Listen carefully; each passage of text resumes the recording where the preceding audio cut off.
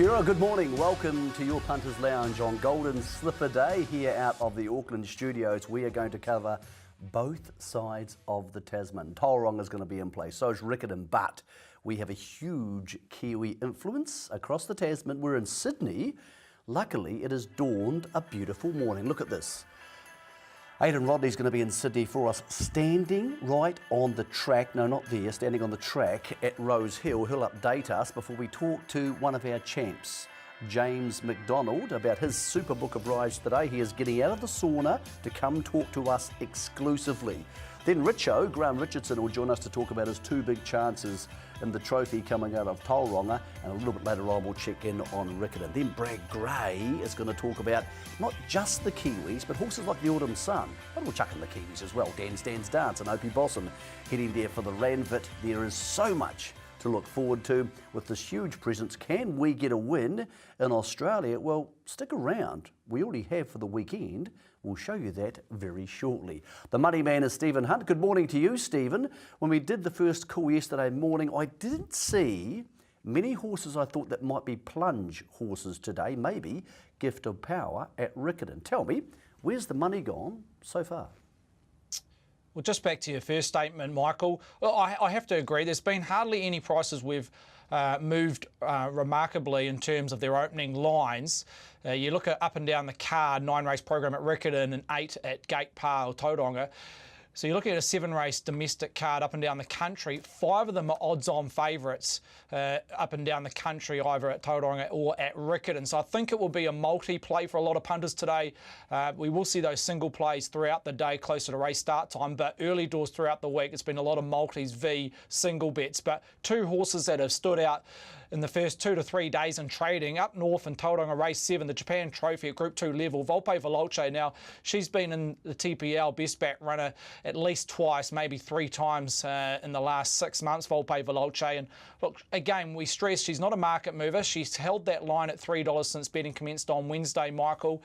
But basically down to dollars invested, she holds the most amount of money up and down the country today, Volpe Veloce. I think there's around about 6.5K invested on her in total bets, the biggest single bet being $1,500, obviously at the $3 line. And in Riccarton, you have to wait till the last race 9. King Canesby very well supported in that second line of betting, $4.80 into $4.60. I wouldn't be surprised with the weight of money I'm seeing, but also multis around this individual. Jonathan Parks does the riding, that he will start favourite in front of Nuclear Fusion, who holds that current line at a $4.40 line. Stephen, we've got 5 Kiwis in the Rosehill Guineas today, but there's been a massive move with you guys in Australasian-wide for the Autumn Sun, $1.60 into $1.35. Now, I take it that you haven't taken that amount of money to move him. You've moved with the Australians, who have taken one bet of $110,000. Otherwise, I suppose you're going to be hanging that price out there to be attacked by the overseas punters. Absolutely, and we don't want to be giving overseas punters our hard-earned here. We like to give it back if we have to our local punters here in New Zealand. So saying that, we've got to be a little bit careful that we don't trade unders New Zealand gallopers and give a fair price to the likes of Madison County, Surely Sacred and co. So we've just got to be a little bit careful. We have moved, like you mentioned, on the back of the warm support of the favourite, a number of 6-figure bets, I think one of them being 120,000 on the favourite during the week over in Australia on the Autumn Sun. So yes, we have mirrored what Australian agencies have done, but saying that, we are very careful around the New Zealand runners that we don't trade them under as well, and we give a fair price to what they're trading overseas as well. Thank you, Stephen. A man who knows all about the Autumn Sun and a few of the other New Zealand horses involved today is James McDonald. We'll speak to him exclusively shortly. He's taking time out to give you the rundown on a day where he has ridden the winner of all 5 Group 1 races in the past. Money-back March continues this morning for those who like to go early in the day. At Tauranga or Riccarton, if you have a win bet, whether that's fixed odds or on the tote, of $20 or more, you'll get that money back if the horse runs 2nd, 3rd or 4th. So you have a win bet, it doesn't win, runs 2, 3, 4, you get up to $20 back if you want to attack nice and early. The first 2 races coming out of Riccarton and Tauranga. Huge day for us domestically, but a lot of our glamour horses are at Rose Hill. Shortly, we'll hear about the track conditions from Aidan, but Avantage is back. Gee, it's been a long time since we've seen her, last season's champion 2-year-old. Opie Bosson takes the ride on the first on the card. She's scratched out of the second. She's 4.4, and she does have that wet track form. The two Murray Baker, Andrew Forsman trained at Stayers, Vinda Dance and Zakada line up in the Mannion Cup, $8.19 for them. Madison County headlines a 5-team for us in the Rose Hill Guineas. Madison County, who won 2 Group 1s in New Zealand. Crown Prosecutor has won a Group 1 in New Zealand. Surely Sacred, winner of the Avondale Guineas. Vernon Me and Arrogant. So we've got a huge bunch of horses in the Rose Hill Guineas. And how's this for interesting? He's imminent. 4th in the English Derby 2 years ago, now trained by double Olympian gold medalist Mark Todd and James McDonald on in the Ranvet up against Dan's Dance, the $5,000 horse. That's all of the New Zealanders, and of course Opie and James are riding there as well. It's going to be a huge day coming out of Rose Hill. Before we get to Aidan Rodley, we've already had a New Zealand win in Australia this weekend. Last night, Consensus went to the, believe it or not, the Sunline Stakes for trainer Stephen McKee. Mickey Walker was in the saddle. She was 3 wide. She was big odds. Co-owned, of course, by my cousin Julie Christie and her brother Leo Malloy. Well done to you guys. It's a long way from the West Coast to Moonee Valley, but Consensus did you proud last night, as she did for Stephen McKee, of course, the man who did so much of the great work with Sunline. Here's Consensus giving us a New Zealand victory to start the weekend. Consensus from Spanish Reef. Consensus hanging on. Spanish Reef's kicking. Spanish Reef, Consensus. Consensus, it's a McKee victory in the Sunline. Wins it from Spanish Reef. Not sure about... That's no small feat and adds to her future broodmare value, of course. She's had a really good renaissance through the back end of the summer and into autumn. Aidan Rodley, good morning. You're standing on the track at Rose Hill. Great to see a Kiwi victory last night. Aidan, the question everybody wants to know the answer to. What is the track conditions underneath your big feet looking like? It's actually not too bad, Michael. Good morning to you and to viewers back home in New Zealand. The sun's out. It's actually really quite warm here at the moment as well. And the rain that was forecast last night largely missed. We'll talk to Sean Patterson, the track manager here at Rose Hill, in just a minute. Just going back to that win last night at Moonee Valley from Consensus. They didn't come here because they didn't want to come up against sort of rain-affected track. And I think Stephen McKee has pulled the right rein. Remember that horse last year ran 4th in the Ranvet Stakes here on this day, and one thing we're seeing is that that's form around Melody Bell, isn't it? So she's run 3rd to Melody Bell last time out. Now that's really good form for Dan's Dance, because we're seeing that form stacking up in Australia. Dan's Dance now, I think, 3rd favourite and a tightening 3rd favourite in today's Group 1 Ranvet as well, and she'll really like these track conditions, Michael. So things are looking rosy for the Kiwis today. Yeah, Barrier 1, I thought, Aidan, could be a problem. We did see Very Elegant draw Barrier 1 last week on a similar track and cut the corner to win. Opie Bosson is a rider you know very well. Obviously, you've spoken to him. Do you think he's concerned about Barrier 1 with the horse who does like to get back in midfield? It was interesting because they were discussing that in Australian media today, saying that they tended to stay wide early on in the day here at Rose Hill last week, but then they went back to the inside. And so maybe by race 6, they might be finding the inside is actually the place to be. Let's find out a little bit more. We're going to bring in Sean Patterson, who manages the track. Sean, first of all, for this, you know, we're back home in New Zealand. We see a heavy track come up, and it's a lot heavier than this. This track's in unbelievable condition, certainly for the amount of rain and the racing last weekend. Just tell us, how much rain did you have this week? Yeah, look, we're at 132 mils so far for the last 7 days. We've taken 14.5 mil off that. So it's nice to see a little bit of sunshine today, a little bit of breeze up, but the track's in good condition, especially after a heavy 10 last week. We were looking at forecasts, and I know you were yesterday. You've really dodged a bullet, haven't you? How much did you have rain-wise? Yeah, we only got 3.5 mil. We were watching that radar very closely. I had to put my phone down at one stage because it was driving me nuts. But once it got to Rose Hill, it kind of parted. It was maybe a sign that today's racing had to go ahead, and it was a nice sunny day for everyone to come out, so it worked out well. How do you expect the track to play today? Yeah, look, I think the traditional, especially on wet tracks, is they're going to get off the fence early on. They generally like to leave the inside for a little bit later on to make sure that it is dried out just evenly. And as you said, around race 5 or 6, they'll get back to the inside. But it's picked up really well since last week. There's a little bit of pitting around, but we've got 90% of that off when we move the rail out to 3 metres. So I'm expecting it to race pretty well today. I think no horse has been training out on the range in the main track. Maybe one. Did you have one gallop during the week? Yeah, we had traditionally on a Friday before a race meeting, we get a trainer to gallop on around with a jockey on there. We had trapeze artist with Blake Shin yesterday.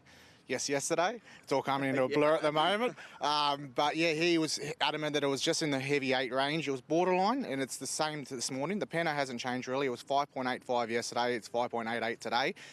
There's just that little bit of moisture on top, but with this forecast today and the sunshine, we should improve. One thing, the track seems to have not taken too much harm.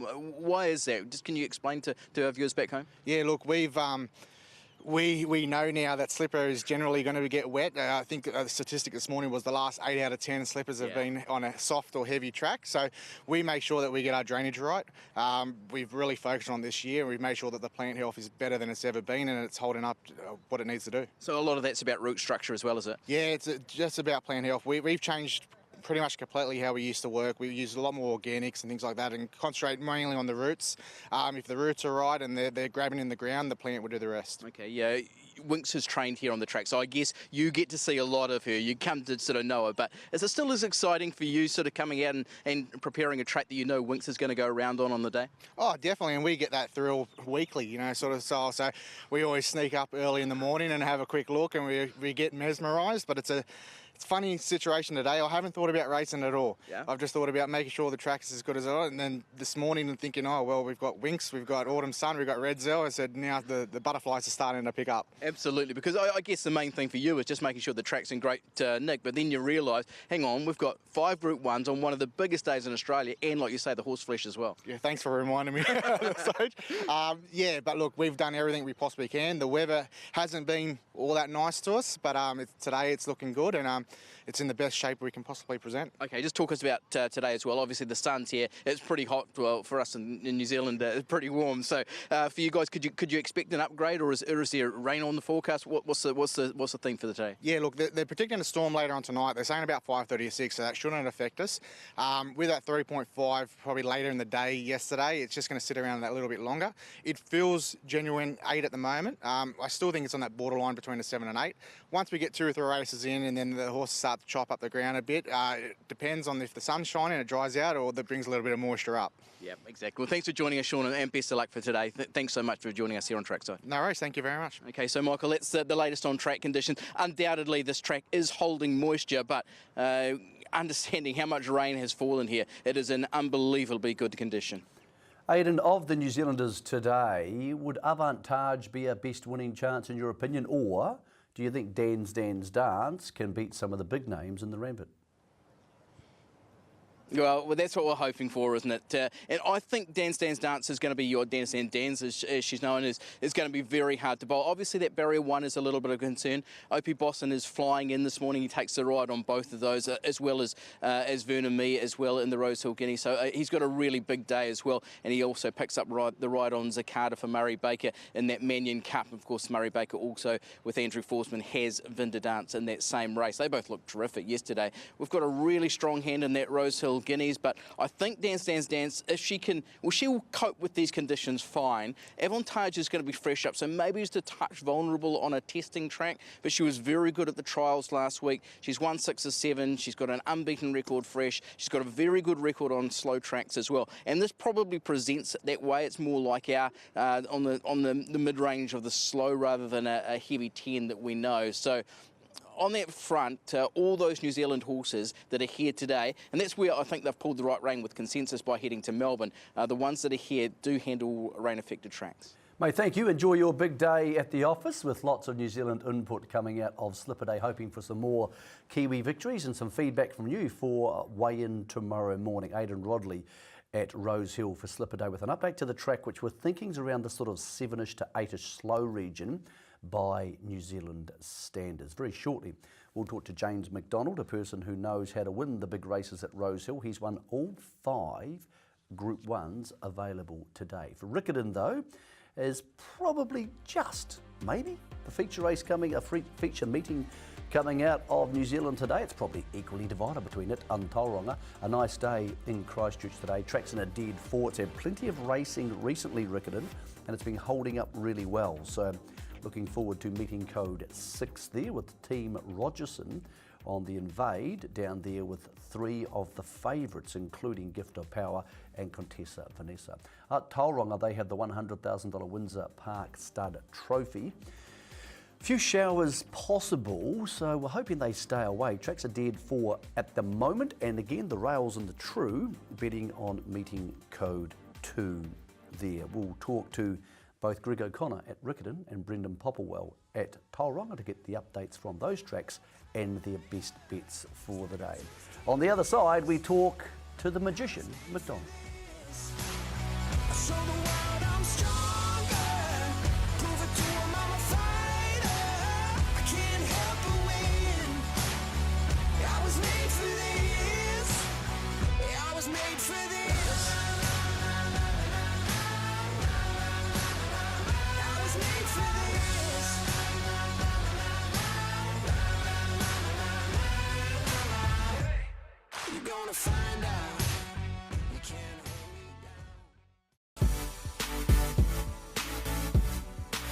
As they run to the 200, Temple of Boom moved out after Zaratone. Nobby Step getting through in the middle, and then came Title on the inside. But it's Temple of Boom. Temple of Boom won it. The 3's on favourite, said ta-da, raced away, and it's all over in the Guineas. He's about 3 lengths on Tatra Sacred Falls. Solomon's running on, but what an electrifying turn of foot he had at the top of the straight, and he'll cruise down and win the Rosehill Guineas. It's a done deal by 5 lengths Sacred Falls. But it's Earthquake out in the middle. She's taken the lead clearly. Moss Fun is next, and down the outside, Memorial's running on. Moss Fun's kicking back on the inside. Earthquake's dying in a run, and Moss Fun right along the rail has won it from Earthquake.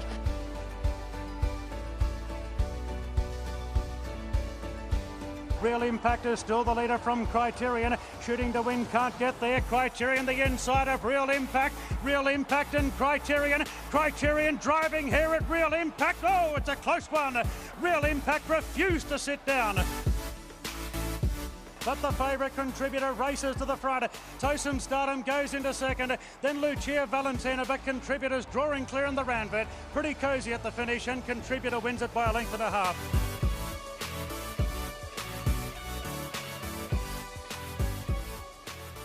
Five Group 1s out of Rosehill today. Our man James McDonald has ridden the winner of all of them in the past. Not sure if you could hear that highlight reel as we say good morning to you, James. Did you know you'd ridden all 5 Group 1 winners today in the past? How are you, Mickey? It's been a great day to me. I think the Galaxy was my first Group 1 in Sydney as well. So this day's got a special place in my heart, and when Temple Boom did win the Galaxy, it was actually at Randwick. So obviously there must have been something happening at Rosehill that year, but it's good to be out there with a few live chances today. Mate, the season's going incredibly well for you. You're leading the Sydney Jockeys Premiership, but you are also back in the Group 1 winning saddle quite early in the season. We're about to look at the Autumn Sun. I'm sure he's a horse you wouldn't mind being on today, but look, is he so good, James, that he's almost unbeatable today, or does he become vulnerable because it's a sticky-ish type track at 2,000 metres? Is there any chinks in the armour of the horse you rode to win the Caulfield Guineas? Well, his performances today have been great, but in saying that, they've been by small margins. So if he makes a little error anywhere in the race, he's vulnerable. But I think he's taken on 3 Kiwi runners that are out of a derby, so they'll be as fit as they can be. And he's stepping up on a heavy track to 2,000 metres, which he looks suited to, but I don't think he probably deserves to be as short as what he is, but he's definitely a great horse, and he's a winner as well, and it makes all the difference. So even though he's not taking on the strongest crop of 3-year-olds, he's taking on fit 3-year-olds that come out of a 2,400 metre race, so he's going to have to be on his game. Mate, you're on Tenley in the Golden Slipper. It's one of those slippers that looks really even. It doesn't have a standout, really champion 2-year-old yet. We might have one by the end of the day. You rode Cosmic Force to win last week on a very deep track, but you'd committed to Tenley before that.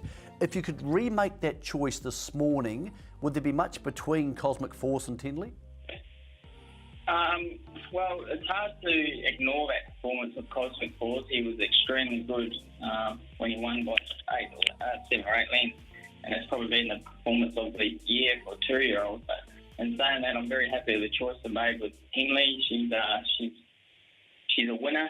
She's done nothing wrong to date, and she'll run a strong 6 out, which she'll have to do today. And she's had that ideal preparation where she raced before Christmas, which is a class, and then she had 2 lead-out runs for this to be third up for basically a PB. So if she doesn't get through the track conditions, she'll be the only bloody grey horse that I know that doesn't.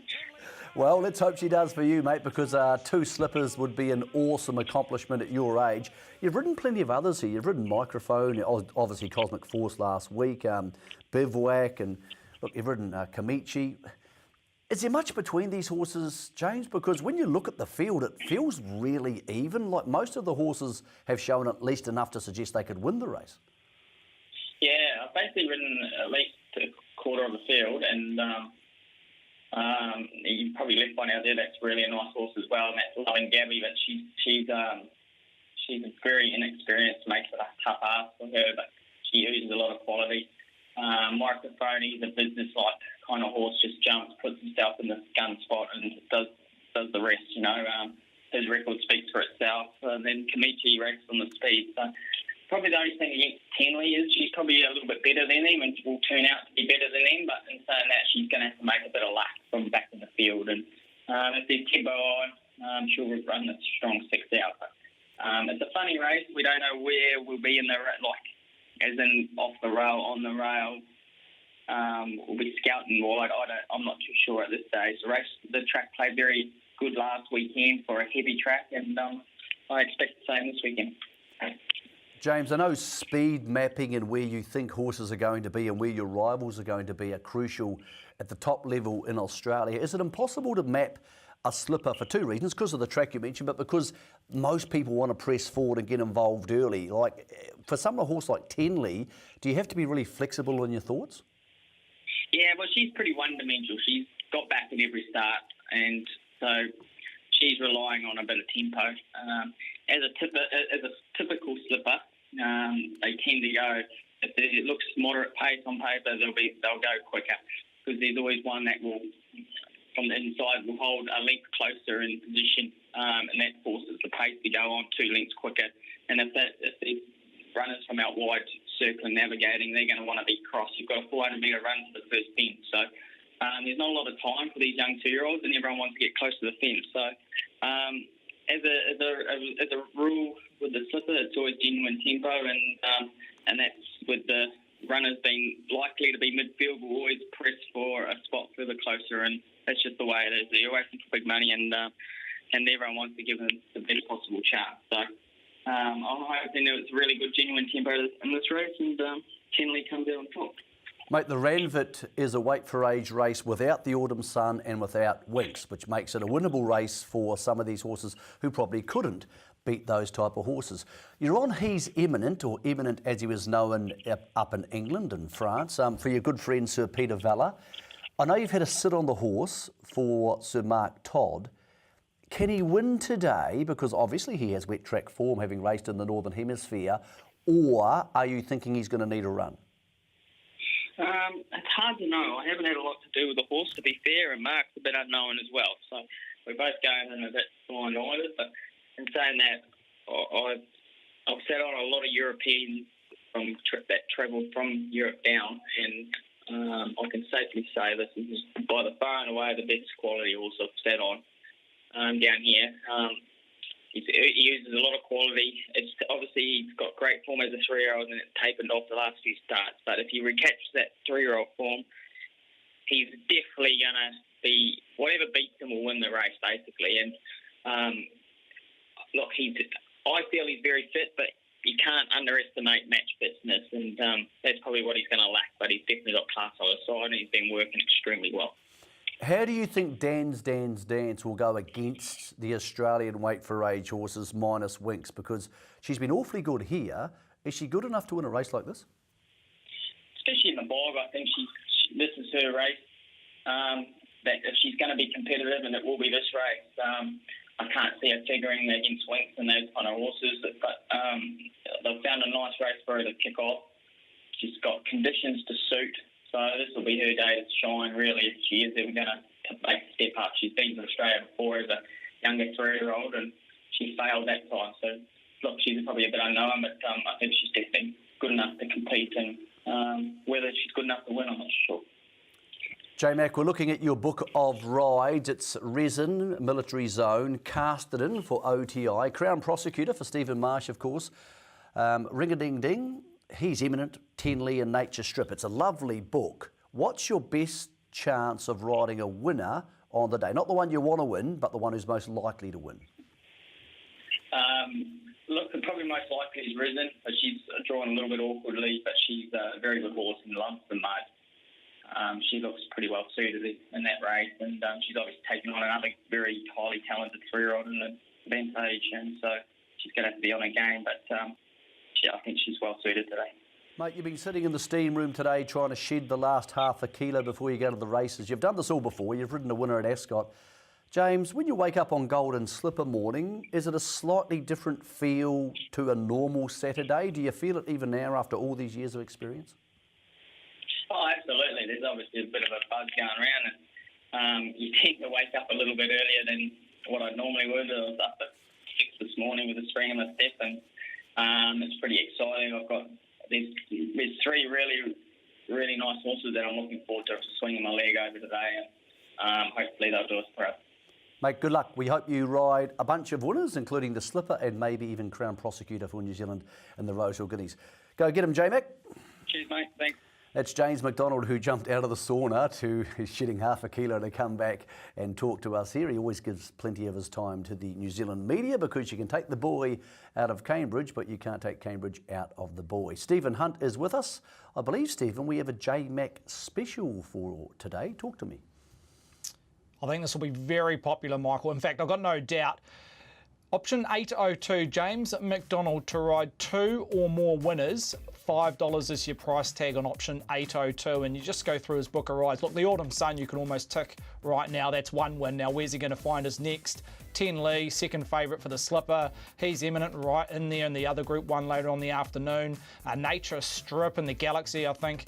He's a $5 chance as it stands right now. So at $5, you can sit back, watch Rosehill unfold. There is one scratching in the second military zone for the Snowden team, a scratching for James McDonald, but outside that, all his other rides will be starters. So, Michael, I think this will be very popular for punters. I believe it will close around about race 1, so earlier stage of the afternoon, but option 802, James Mack, 2 or more wins, $5. Thank you, Stephen. That's the Sydney program today. We'll talk about that more shortly with Brad Gray and try and find you some winners, whether they're Kiwis or ridden by Kiwis or not. We're going to try and find you a way to make some money out of Golden Slipper Day. On the other side of this break, we're heading to Tauranga, where Graham Richardson has a huge hand in the feature of the day. I was made for this. I show the world I'm stronger. Prove it to 'em I'm a fighter. Between the lines, I said, you've got to. It's Sleeping Beauty. Volpe Veloce is closing. Sleeping Beauty. Volpe Veloce. Lunge. Stop there. Volpe Veloce. The king. The man again. I give you something to believe in.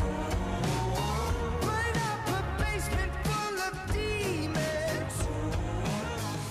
She's the girl for the big occasion is Volpe Veloce, of course, the Karaka Classic winner at 3 against the boys, won the Railway last season and won on Karaka Million Night again this year. She is one of 2 in the race for Graham Richardson, and we're looking forward to marrying them up because I think he likes one and I like the other, so I think he's a better judge. Richo, good morning. Nice you to join us. Good morning. Good morning. How are you? Mate, I'm very well, thank you, mate. Well done to you and Gavin for having 2 in the feature today. It's $100,000. It's sort of the race that snuck up on us a little bit. How's the big mare handled what's been quite a rugged season for her, a season where she often, Richo, hasn't had a lot of luck? She hasn't had a lot of luck. She's got back a long way further than we wanted, and it wasn't anybody's fault. It's just the way she drew or whatever. And geez, the run on the railway was tough, and she's had a few others as well, like at Te Rapa. So just big efforts, and I'm just a bit concerned that trip down the line a couple of weeks ago has knocked her around. But in saying that, her work's been very good. Mate, she's $3 today. Is she at her absolute screwed down physical peak? Because if she's not, $3 is unders. If she is, it's probably all right. Well, she's had the racing. She did have a week off after her trip at Tautaki, and she just needed to have it. She was pretty tired, but she's really picked up. And as I say, her work was very good on Tuesday, and I think she's as good as, you know. Well, she's as tough as nails, this mare, and she's, as I said, she's had a lot of tough racing, and she seems to be handling it. Mate, we're seeing her once again trying to come from back in the field in the sprint at Te Rapa. Are you expecting her to be midfield or just behind midfield on what looks a race with quite good tempo? I think so. I think that's ideal. Like, you can't really go forward with that draw either. You just don't want to use her up, otherwise she loses that final sprint. But in saying that, also you can't get too far back at Tauranga. It's just one of those tracks. It's a short straight, and we just need a fair bit of pace in the race to actually suit her. Okay. Is she your top tip out of the two? Because I've got bad news here, Richo. Yesterday morning I was tipping Tiptronic, which probably isn't going to help it much. I'm not saying she's my top tip at all. I hate comparing horses. They're both good horses. They're both done me proud. And who gets the best run, I suggest that there's other horses in the race that are actually... the number one horse for starters, I don't even know that horse, and it's got good ratings, so it must have done something. So, yeah, I'm not going to compare one to the other, that's for sure. I hope they're dead heat for first. Let's see if we can pull it off for you, Richo. Cowardly, isn't it? Mate, here's Tiptronic in the big weight for age race coming out of Te Rapa, and I thought he was excellent here. I know it's 2,000, but he has very high class form at a mile. I thought he just got in the wrong place last start. He went out and then he had to go round them, and I thought he was still very game at Mata. What about a hard run mile for him, for a horse who's got 2,000 metre form? Do you think that might stand by him at the end of a hard mile? Yeah, he's a bit underrated, this horse. He's always there, and I think that's his biggest problem. He's so genuine that he's always up in the ratings because he tries so hard every time. But the runner, and it wasn't the jockey's fault, but the run at Mata, he drew wide, had to go forward, as you say, had to use him up because they kept holding him out. He never got a rest at all. Then he ended up 3 wide down the back straight, and he kicked, and he just got run down the back. Only got beaten a length in a bit, so it was a big effort in a very strong field. But we know he's good over a mile, and I've always believed he's a better horse right-handed. Okay, mate, good luck with both of them in the $100,000 race. We're checking out the book of potential horses for you today, and Gavin. So you've got Lamia Stella in the second on the card, Short Fuse, obviously the two we've mentioned, and Incantissimo. They're all in the market, Richo. If you were going to tell people to ring, say they rang you this morning and they said, Richo, we need a winner. We need some coin to go out on Saturday night. What would you tip us? Well, funnily enough, they're all by Per Incanto, which is great. Very good sire, but I think that Lamia Stella's going to get black top, and I think she's a pretty good mare, and her run last time over the 1,200 metres on a real heavy track, which she hated, was massive. She got beaten, I think, a nose for third, and she was in the worst part of the ground, and that day she drew number one, which is typical, and we didn't want to, but yeah, she's a pretty good mare. Thanks, Richo. We appreciate your time this morning. We know race morning is always busy for trainers, particularly when they have a big book of chances. Good luck today for you and Gavin. Thanks very much. Back to Rose Hill, we're going to talk about the Guineas, which is a little bit like a race from New Zealand. There's the big 5 chances from here versus the Autumn Sun. It's us versus them, and a man who's in the us team is Tony Pike with Surely Sacred.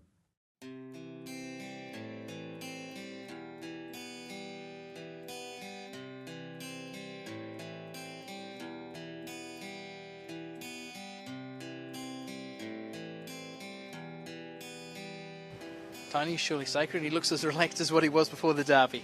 Yeah, like it's probably been part and parcel of why he's sort of held together so long after a long campaign. He's just so laid back and relaxed, and he doesn't seem to stress about a hell of a lot, so it's a great attribute to have, and he's taken no harm from the New Zealand Derby run at all.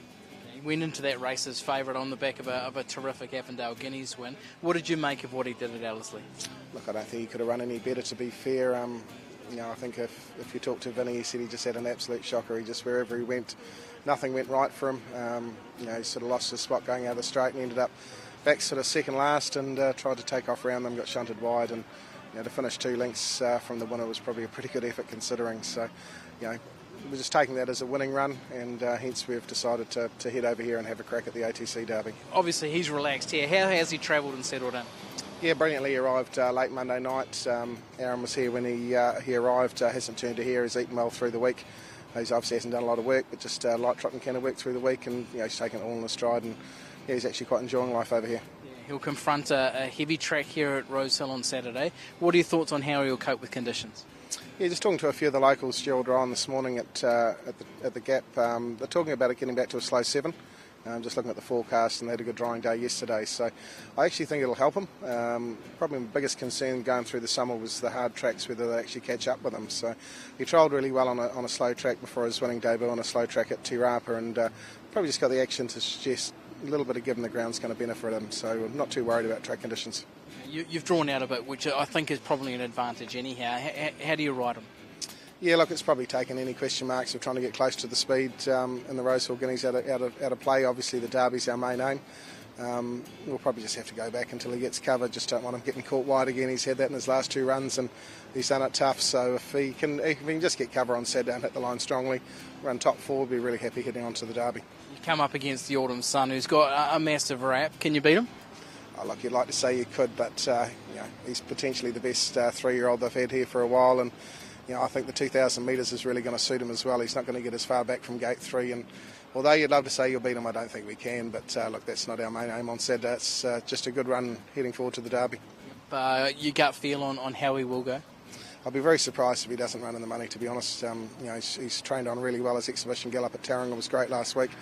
And if you go through the market, if you take the Autumn Sun out, I think the 5 Kiwis are sort of the top 5 in the market behind him. So, he's been competitive against those, if not, beaten them all bar Madison County before. So I think he's going to run extremely well. But a winning turn on Saturday might just be a bit tough. What do you want to see from him as regards a Derby trial?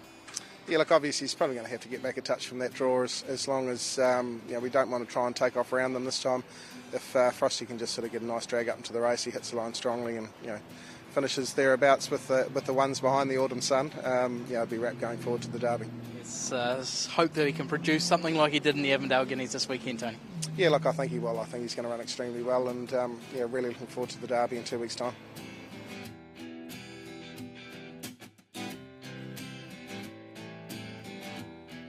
Luckless in 2 $1 million races at home, the Karaka Classic, of course, and the Derby. Can he find more luck around Rosehill today, and maybe even more importantly, around Randwick in 2 weeks' time? All that money for the Autumn Sun in Australia has forced our bookies to push him in to $1.35, and therefore they've had to push out the likes of the Kiwis. Madison County $10, Crown Prosecutor $21, Surely Sacred $15, and very backable for a place at 2.9, Vernon Me at 23s, and Arrogant at 23s. So 5 New Zealanders taking on the Australians, and plenty more purchased out of Karaka. We have lots of New Zealand blood, as you would expect, stepping up to 2,000 metres for the Guineas today, and hopefully in 2 weeks' time, all 5 of them turning up in the ATC Derby. Very shortly, we're going to be joined by our good friend Brad Gray from Racing New South Wales to go through them, and you better stick around for this because he has a $21 chance he rates as one of his better ones of the day. But you can't think about Slipper Day without thinking about one of the more freakish moments in the history of the Dash for Cash. That's Belle de Jour at the start of the Slipper. We'll show you Belle de Jour at the end of the Slipper. Going quickly. Great Crusader, Phoenix Park, misunderstood, showing plenty of speed.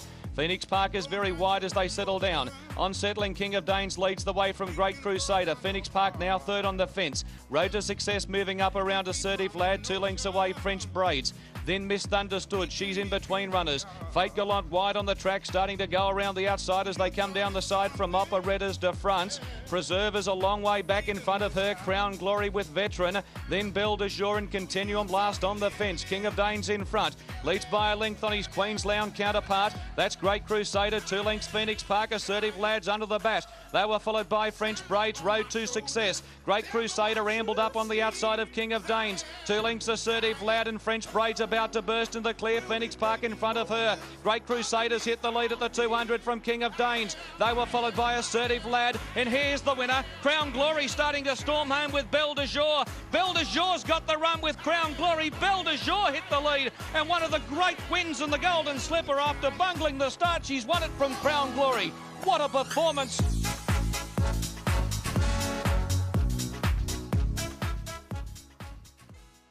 It's the same old story in this tug-of-war. We go back and forth. We go Esther Job in front from a hood. Esther Job hanging on from a hood, and Esther Job. Esther Job led all the way in the slipper. Just beat a hood. Sunlight, I think, third in front of Britain Boy.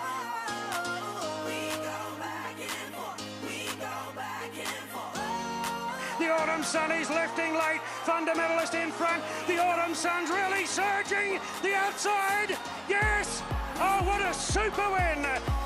Bowman says, come on, girl. Winks moves up on the outside of Happy Clapper. It's a race today, but no longer. She starts to draw clear for a world record of 23 Group 1s. Winks by 2 lengths to Happy Clapper. Have a listen to this. The crowd at Royal Randwick are going to erupt as they get a glimpse to welcome this marvellous racehorse back.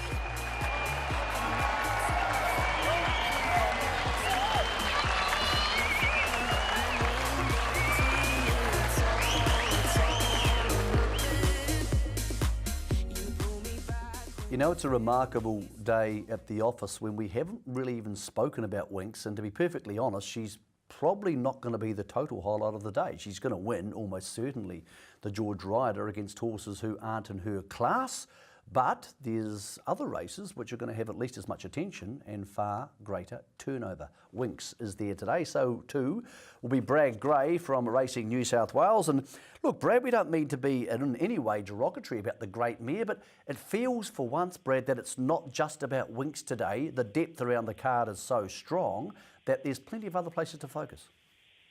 Yeah, you're right, Mick. Good morning to you and good morning to everybody out there in New Zealand. I was waiting for that highlight reel to go for about an hour because you're right, there's so many touch points on this meeting. You've got your Slipper, you've got Winks, you've got the Autumn Sun, Red Zell, and hopefully a few upcoming stars earlier in the program as well. So plenty to look at. 5 Group 1s, the sun's just starting to peek through now, so it looks like we're heading for a really nice day out at Rose Hill. Tops of about 30 degrees. We'll start on a heavy 8. Fingers crossed we get an upgrade back into the soft range. Well, we're hoping that the highlight of the day is going to be the 20-1 chance you're about to tip us in the Randvit.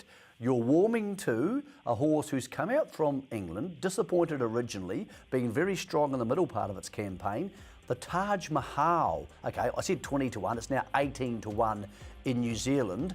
Talk to us about why you like him so much. Yeah, the Randvit Stakes. I like backing these horses that come up. Lloyd Williams, as we know, has a very good strike rate when he targets certain races. And when he comes to Sydney, you certainly know he means business. The profile of this horse is very similar to last campaign. He had a couple of runs where he just built into his prep, built up a little bit of a bank of fitness, and then he won third up, which is exactly what he faces here, third up. Can't find a lot of speed in the race. You've got He's Eminent, who's the international runner in the field. His best form is a while ago. He's very classy on his day, but he needs to rediscover his best. But even if he does head up this field, the Taj Mahal is going to be right there with him. As I say, not a great deal of speed, and I think he'll certainly get his chance to kick away at the finish here and give us a really big sight at the odds. Mate, he's obviously a proven stayer. He's won a Sounddown Classic at the 2400 metres, so a grinding 2000 on the wet track won't bother him. Very different type of horse and very different type of race is Graf in the Galaxy. The speedsters are heading around today. He's into 4.6. Look, there's a lot of class at the top of the weights, but Graf is a horse we know has that sort of ability and doesn't have to carry that sort of weight. Yeah, that's right. He's down 52 kilos, so he's got 7.5 kilos off Red Zell. I think a lot of people will look at this and, how are we getting $4.65 out Red Zell? It's just the weight factor.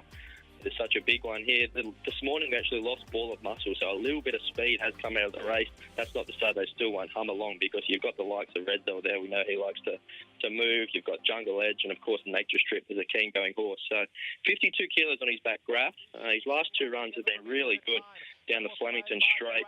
Last time out in the Newmarket, he carried 51 kilos, so again a lightweight, but he was just left exposed out in front, which is a little bit unlike him. He won't have that same problem here, tucking in behind the speed. Overdid it, and that just told in the last 100 metres. He just peaked on his run, but we know that Sunlight form is very, very strong. The 3-year-old crop at the moment, as far as the fillies go, is exceptionally strong in a show at the moment, so I think that'll stack up really well for this. He handles the wet, 1,100 metres. He loves Rose Hill. I think he'll give a really good run for our money here, and I wouldn't be surprised if he starts a firm favourite come race time. Brad, how do we make money out of the Rosehill Guineas? Because he's been smashed the Autumn Sun into $1.35, which it's great to watch, but it's not much fun to bet on. Yeah, it's a little bit like that, isn't it? It's almost like it's a Winks odds. So you've got to try and find something to have a gamble on. I think if you played exotics, you might want to stand the Autumn Sun out. I think Madison County is a horse obviously you know plenty about. He was exceptionally good there in the Randwick Guineas. His last 200 metres was as strong as the Autumn Sun, so he's a horse that profiles that he's going to relish this trip. Getting out of the track doesn't help him.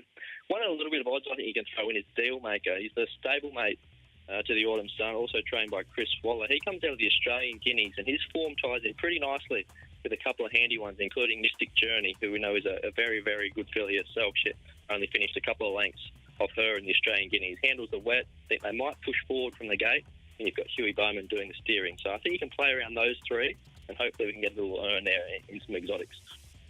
Okay, talking about Winks, we can't back her as much as we love her. So what's the Winks out bet? Who's the one who's most likely to finish probably second? Yeah, it's a really tricky one this time, because you can make a little case for all of them. I'm going to go right down the bottom, and I think everyone can have a little bit of a look at Brutal. He's a horse that the Hawks camp have had a big opinion of all along.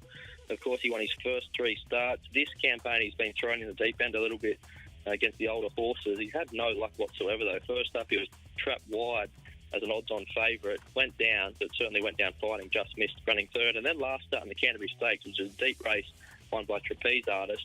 He found himself close to the speed in the early stages, but then got shuffled back when a few runners swept up on his outside, and that was just race over for him. He hit the line in the manner of a horse looking for a little bit further, so I think 1,500 metres certainly plays into his hands, and he'll be closer to the speed, and I think he'll give us a run for our money. He's probably around the $5.50, maybe even $6 if you shop well. I don't know what his price is over there, but I think he's a worthy gamble to run second to the man.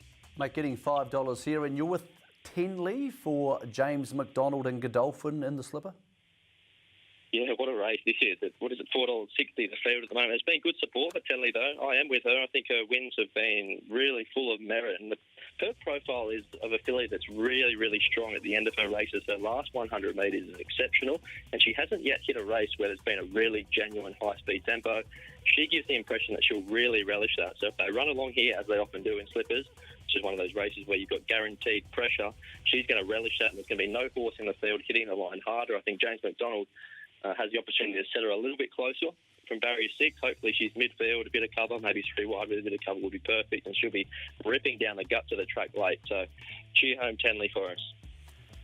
Brad, it's a big day. We hope you enjoy it. We thank you for joining us this morning here on the New Zealand channel so we can give the winners to all our New Zealand punters. We'll get your best bet. You've gone Tenley, the Taj Mahal Gruff, and All Too Soon. And the last on the card are All Too Soon and Each Way chance for us, Brad. No, I think we'll just go straight on the nose, Nick. The last race there, keeps something up the top pocket for the last race. Everyone likes a little get out there, and I think she's probably one of the better bets of the day. She's a horse that will relish the sting out of the track in the 1,900 metres. So, yeah, I think we'll have a good gamble on her. Well, Brad, if I know Golden Slipper Day out of Rose Hill, you'll need some money for afterwards. So, mate, have a great day, have a great night, enjoy yourself there, and thanks for joining us on Punters Lounge. Thanks, Mick. Good luck to the punters out there having a play at Rose Hill. All the action can't just be out of Sydney, of course. We have domestic racing coming up, but we do have racing at Mornington. So the Victorian meter today is at Mornington. Ben Ascari has sent us across his picks for the day. Have to wait till the last on the card, and John Allen for his best. That's Mr. Quickie at 1.9. But if you want to play earlier, race 2, Miss Leonidas at $3.80. Race 5, Power Scheme, at $4.80. Some value for Stars of Carrum in race 7 at $6. Bonds Away at 5.5. Doubled up into Belsonic, so split bet in the 8th on the card. Bonds Away and Belsonic. They are Ben Ascari's suggested bets today for Mornington, which is our Victorian meeting. Okay, we'll take a little break from Australia. Go put the jug on, because we have a lot more coming up here on the Punters Lounge. Shortly, we're heading to Riccarton and Greg O'Connor.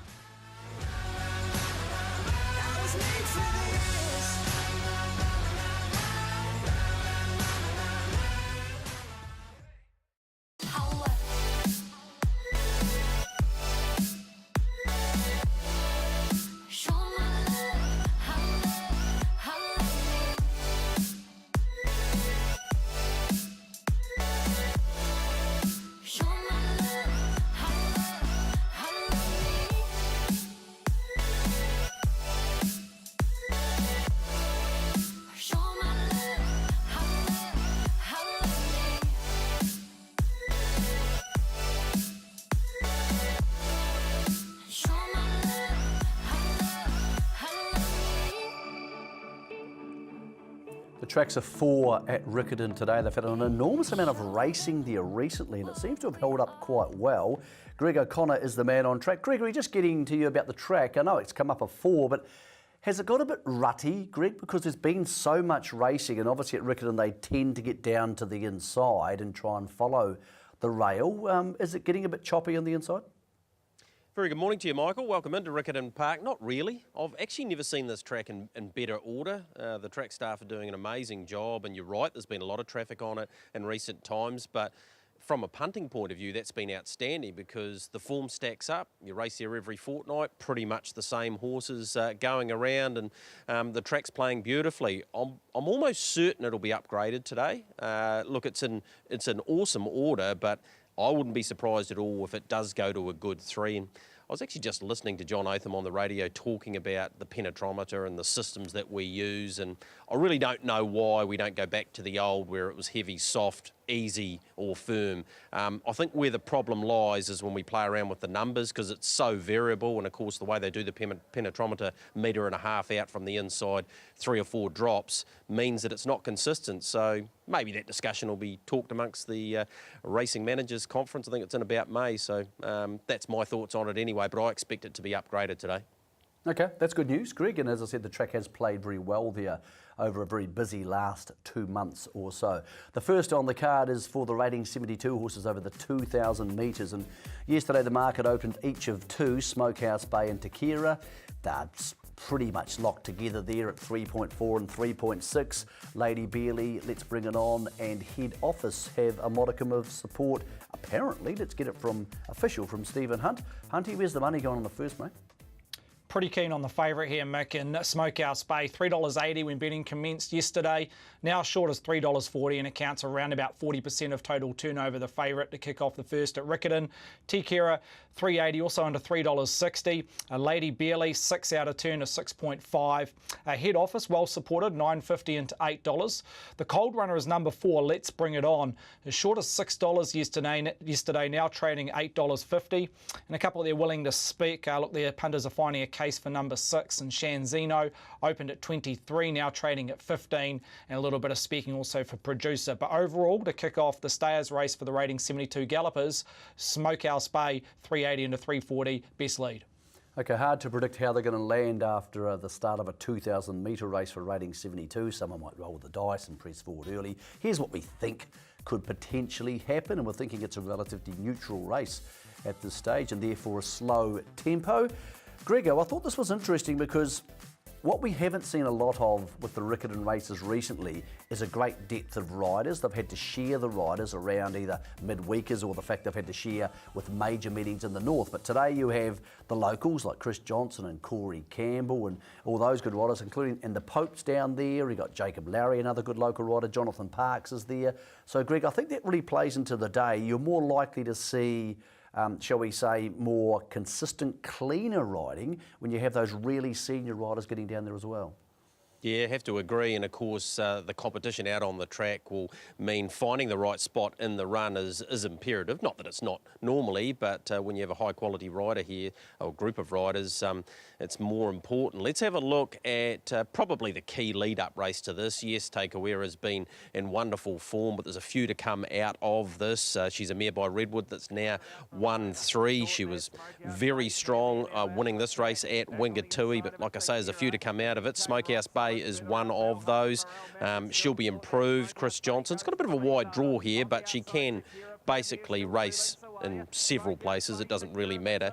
She does have options, but she looked to win a Smokehouse Bay, but Takeawera just got over the top and was a little bit strong in the end. So good form line race for this. Those two dominate the market, and there wasn't a lot between them on that occasion, and there's probably not going to be too much between them today. Smokehouse Bay does go up 2.5 kilos. Takeawera, of course, claiming the 2 with Corey Campbell. He should be in for a good day. But Michael, Chris Johnson is a dominant favourite in the Jockeys Challenge, and as we go through many of these preview races now, you're going to find out why. He's got a superb book of rides. Sure has. $1.15 for CJ in the Jockeys Challenge.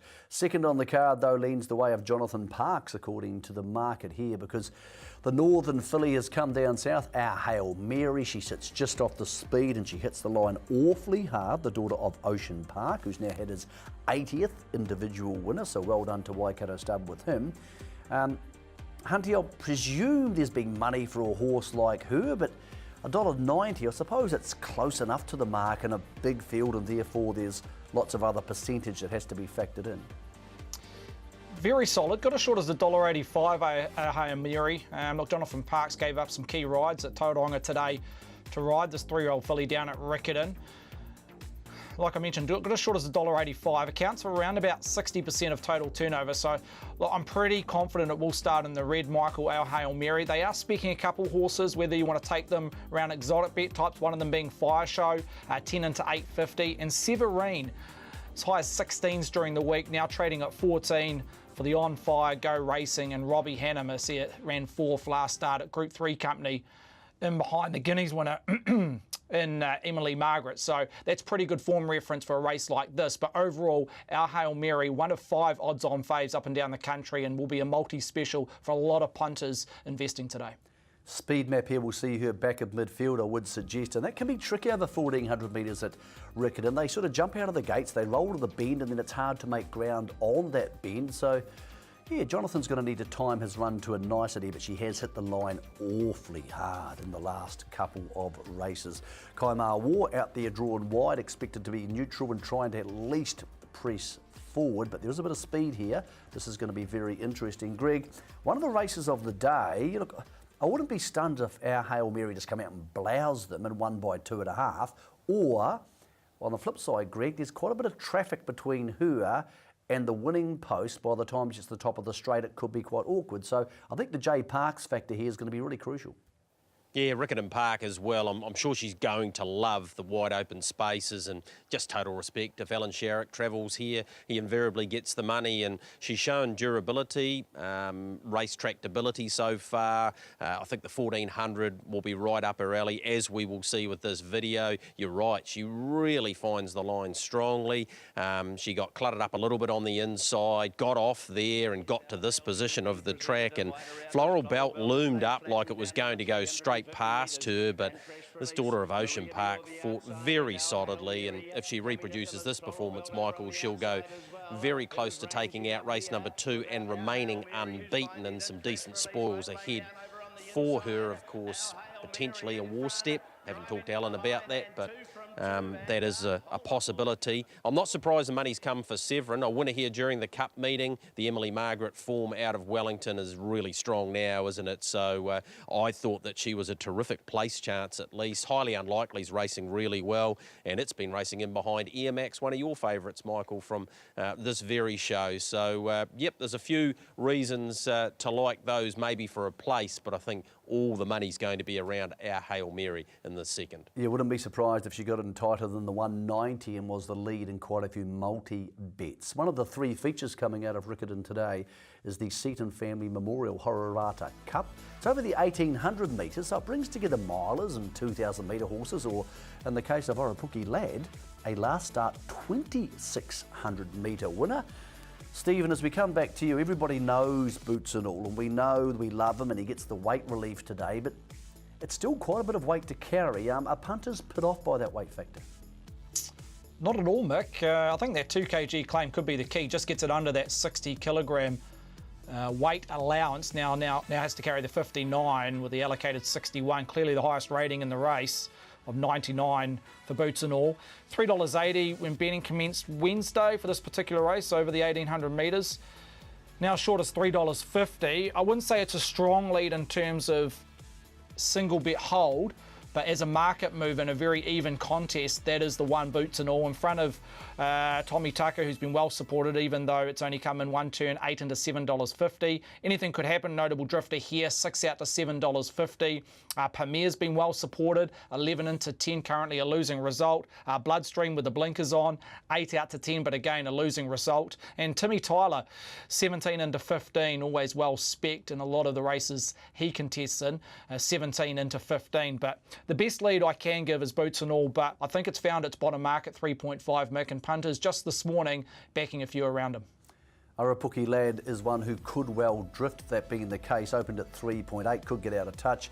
We know it's going to go forward. Forged is coming out of easier races, racing in a rating 72 a couple of starts ago. So, Greg, as we come back to you, Oropuki Lad's an interesting one because it's failed twice here at Riccarton before, but that was a different version of the horse. Clearly, as it's got older, it's got stronger. If you'd never seen it before and you saw the last start win at Ascot Park, you'd go, wow, this thing could be a freak. Wouldn't be surprised, Greg, to see it get on the speed today, and that slight intimidation factor maybe give it a chance to try something similar. Yeah, exactly. And we've seen the Eads come here before with Comanche Gold over the years. And the concern for me today is dropping back from the Invercargill 2,600 metres to the 18 at Riccarton in saying that he's a much stronger horse these days. And if he gives you a sight like this, he seemed to be off the nickel a long way out, but what he did was have the others off the nickel a long way out, and he just kept on kicking. He's big, he's raw, he's by raise the flag, and, you know, like if he keeps producing performances like this, you wouldn't be surprised to see him make his way across the Tasman and take on some of their potentially country cup races, I suppose. But he's gone back-to-back, Michael, and he's done it very well. Leah Hemi was successful at Wingatui 2 starts back on Champions Day, so she knows him. I'm sure he'll give you a good side. This mare's come a long way in a very short time. Stephen Woodsford doing a great job with her. Anything could happen. She has Chris Johnson aboard. Here's the Smokehouse Bay form again. And look, if she goes like this was first up since Kuria, and then she's had another freshen up for this.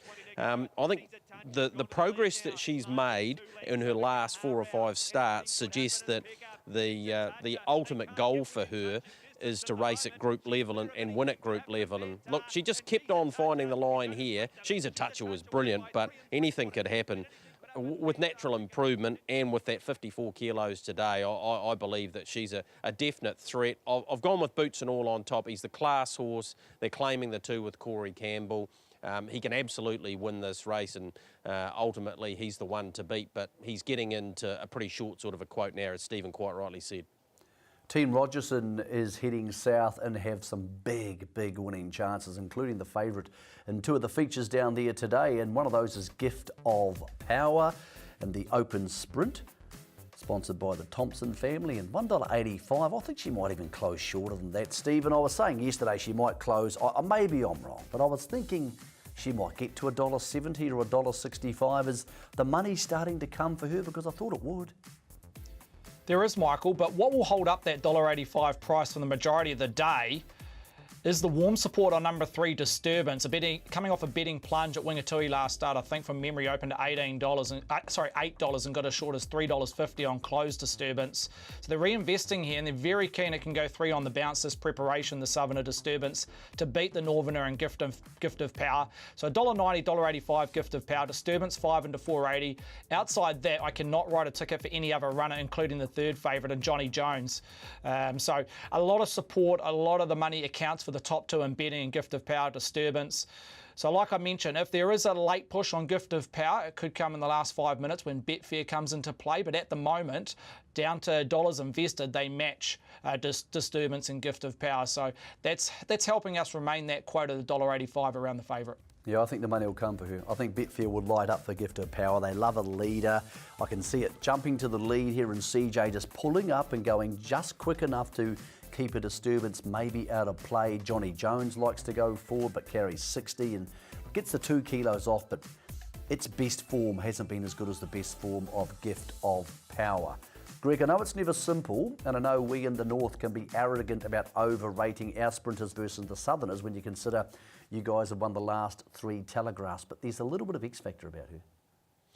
There is. Michael Guerin and arrogance, 2 words. No, I'm not even going to go down that path, Michael. Gift of Power will be in front, no question about that at all.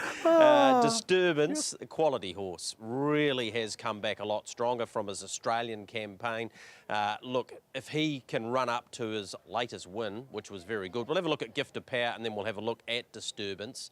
Then I think he'll give her something to think about. On speed as well will be Johnny Jones, as we look at Gift of Power here. Go back 2 starts, 6th in behind Enzo's Lad in the Telegraph, and then beating Passing Shot, who's no slouch, no doubt.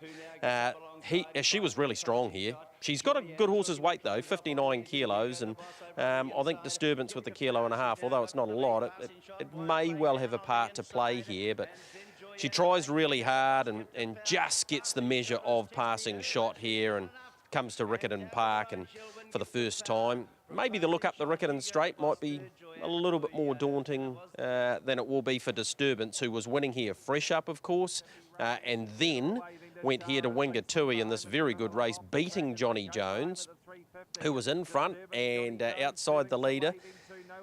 They were going to war, but Disturbance was just too strong in the end, and they've done a great job. Shane Kennedy and Anna Furlong, Dylan Turner, he gets the ride on him today. He's going to be 2 or 3 lengths off Johnny Jones and Gift of Power, but if there's any sort of battle between those two, it could very much play into his hands. So I give Disturbance a good chance of potentially upsetting. The other one I wanted to mention, Michael, was the winner during the Cup meeting on Cup Day, Vendima. Gets to 54 with Leah Hemi today for Neil Ridley, and I think she's a pretty good horse, Vendima. She might not beat these today, but there's definitely ability for this mare by Sebring to win again at short notice. Might not be today, but she's certainly one to follow out of this race. Valachi Downs have been outstanding sponsors of racing right around the country. In fact, they sponsor this show as well. So we thank them for giving us the chance to give punters the information on a Saturday morning, hopefully finding you a winner. They also sponsor the South Island Thoroughbred Breeders' Stakes, where Contessa Vanessa mirrors the odds, more or less, of her stablemate Gift of Power. Hasn't won for a while, but beautifully placed in the set weights and penalties here. She's up against horses who've only won 2 races on some of these occasions. At 55 kgs, she's carrying 1 kilo more. So, Hunty, I would have thought the money would come for her, but do you find that punters are often reluctant to back horses who haven't won recently because they don't have that residual balance and saying, okay, it's been a winner for me, and B, obviously there's no ones in the form line, so you don't have that recent memory of going, oh yeah, I know this could win. Have you found that's been a reason for the reluctance around her? Oh, geez, Mick, a hard one. I think it's case by case because Contessa Vanessa was very well supported last start at HQ on Cup Day when the rain came, and they missed out there. There's actually 2 or 3 in this race that punters have been costly around, the likes of Residential. Even though it won last start, punters finally got the bickies with her, so they're reinvesting with Residential during the week. Got as high as $6.50 Residential, now trading that second line at $5. Back to the favourite Contessa Vanessa. She holds 50% of total turnover, so you're weighing up that and the current price. It looks roundabout solid. I think her price will be dictated by the stablemate. If Gift of Power can win in the previous leading into this race, then there'll be a lot of multis, all ups, and reinvesting into Chris Johnson and the Rogerson runner and Contessa Vanessa to get that price maybe down to $1.80, $1.85, potentially even shorter, who knows. But look, they are liking 2 runners to beat it. One I mentioned, Residential, and the other one this morning has been Flying Sardine, who's been well supported. Has to turn the tables on Residential last start at Wingatui, but I think back to Riccarton, that's where the punters are targeting Flying Sardine. It's had 3 wins there at Riccarton, likes the big roomy track. $7.50 on opening, got as high as $8, now back into $7. $4. Outside that, Shirley Maud 18 to 16 if you want to spice up exotic bet types. But in order, best bet runner Contessa Vanessa this morning, Flying Sardine with a bit of specking around Residential during the week. Expecting the favourites to be on the speed here with horses like Residential able to go forward. Contessa Vanessa obviously and Splendior. Another one who could be on the speed. Greg, look, I thought Contessa Vanessa is clearly the best horse in the race, but is Residential maybe starting to live up to the potential we saw from her as a 3-year-old, and maybe she's got a touch stronger in the last couple of months, Greg? Yeah, she's got herself up over a couple of 100,000. She is very much quality Residential. I'm not surprised about the move on Flying Sardine. She finished third in this race last year, loves Riccarton. I'll give her a good chance here for the reasons that you guys have been talking about. Contessa Vanessa, while she's quality, she hasn't won in a long time. Let's have a look at her. Finishing third at her most recent performance. So it's actually 2 starts back because her last run was at Ellerslie on a heavy track. So I thought we'll go back and have a look at Hastings. Again, we've got the passing shot form.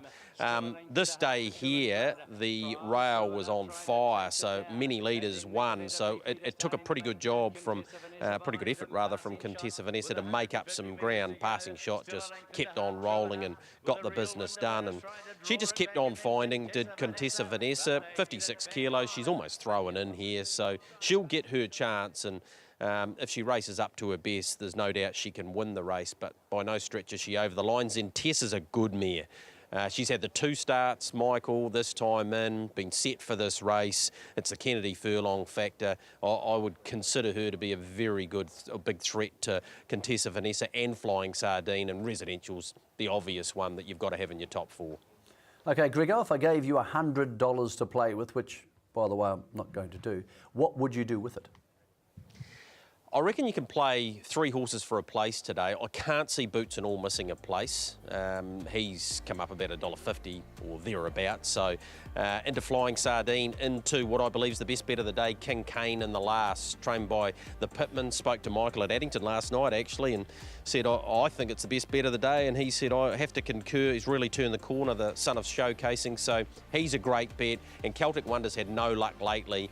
Comes to Riccarton today in the 4th. And I reckon with Daniel Bothamley aboard, the John Blackadder trained mare will give you one heck of a sight. So place bet, Michael, Boots and All, Flying Sardine, King Kane, to get a whole lot of money in the bank so we can get involved in what should be a magnificent day at Rosehill today. Thank you, mate. Looking forward to your coverage coming up not too far away from Riccarton with the first on the card inside the hour. Back to you, Stephen, for those away from those feature races we just spoke about. Have there been any others in the remaining 4 races backed at Riccarton today for any real money? Well, as I mentioned at the top of the show, best back runner will be King Kane, and I think it will start fade from what I'm seeing, that continued flow of money for King Kane, for Jonathan Parks doing the riding. 480 is now as short as $4.50, and there's 10 cents separating Nuclear Fusion and King Kane. I think back to the 1400, that's what the punters are liking around King Kane. Earlier in the day, there's a couple of rating 65 races, Michael. The 1400, Carson River's been well supported. Looks to start a warm favourite there. I think it's trading around about $4.80 off a peak of 6.5. And the other rating 65 that follows the 1400 metre event, the 1800 metres, Just Push Play has been well supported. Got as high as $5.50, now trading that same quote as Carson River at 4.8. Thank you, Stephen. Looking forward to seeing how that unfolds at Riccarton. It shares our domestic coverage today with Tauranga, and Brendan Popperwaller's on track. And BP, as we come to you, really surprising. Couple of key scratchings out of today, including the second on the card, Popstar Princess out. So relatively small fields. I wasn't expecting a couple of these. No, look, morning to you, Michael. I think if the forecast had fallen, I wouldn't have been surprised.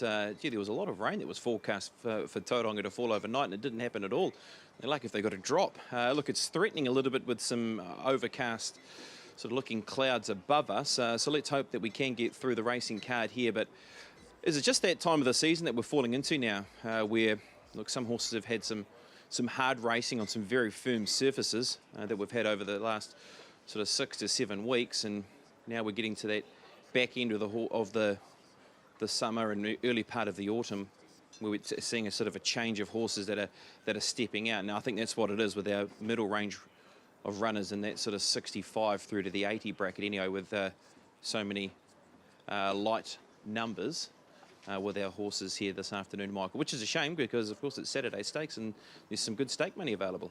Yeah, there is. I'm really surprised that the second on the card is shortened right up. Let's get to the market for that one because it's lost the favourite, so that's going to change things dramatically. Now, Hasha Halo is back into 2.9. We know how good she is, and look, she maybe could have been favourite anyway, but yeah, fair to say it's been a while since we've seen a win next to her name. And what do you make of this, Stephen? It, I'm sure, had a major reshaping of the market when you lose a pop star princess out of the second on the card. Absolutely. The opening lines basically go out the window, Michael. Halo, look, got as short as 270 on the scratching. We felt that was a little bit short on the back of the scratching of the favourite and Pop Star Princess. We've eased it back out to $2.90. Awkward speed race now that the favourite, or the look to be starting favourite and Pop Star Princess prior to scratchings, was going to be the leader with Honor Noir. Now, Honor Noir will get that uncontested lead, so I think we'll get a nice, strong support around number 3 during the later morning and early parts of the afternoon, $3.80. But overall, hard to give a lead here. Punters a little bit confused. There's an even spread. Pasabache, La Mia Stella, both mirroring each other. $6 on opening this morning, now trading at $5.50. Lady Nadal, there's also support there for the Baker Forsman runner at 6.5. And then you're looking at the double figure lines around walking by at $10. But I think Honor Noir might be one that punters look for, knowing the fact that they do their speed map. It could be the obvious leader now that the favourite and Pop Star Princess come out this morning. Let's look at that speed map, and yes, it's the only one we have definitely going forward at the start on Noir, so Sam Collett could get the lead from barrier 3. Hazza Halo's really interesting because it's the favourite, but it's been such a long time since we saw it win, and could potentially be getting ready for an Australian campaign. One of many good rides for Leith Innes today, who I think will win the Jockeys Challenge. BP, this really puts a spanner in the works here. I'm not sure if you caught our earlier preview with Richo, but Richo was saying that La Mia Stella was his best of the day, so we've got to put some weight on that. Wow, is that right? Gee, that is decent chat, isn't it, from Graham Richardson there around La Mia Stella. Look, the tempo of the race is a big concern. It certainly is, and it really does fall into the hands of Honor Noir, who was second up here this afternoon. Looked good through the autumn last campaign, did this run Honor Noir.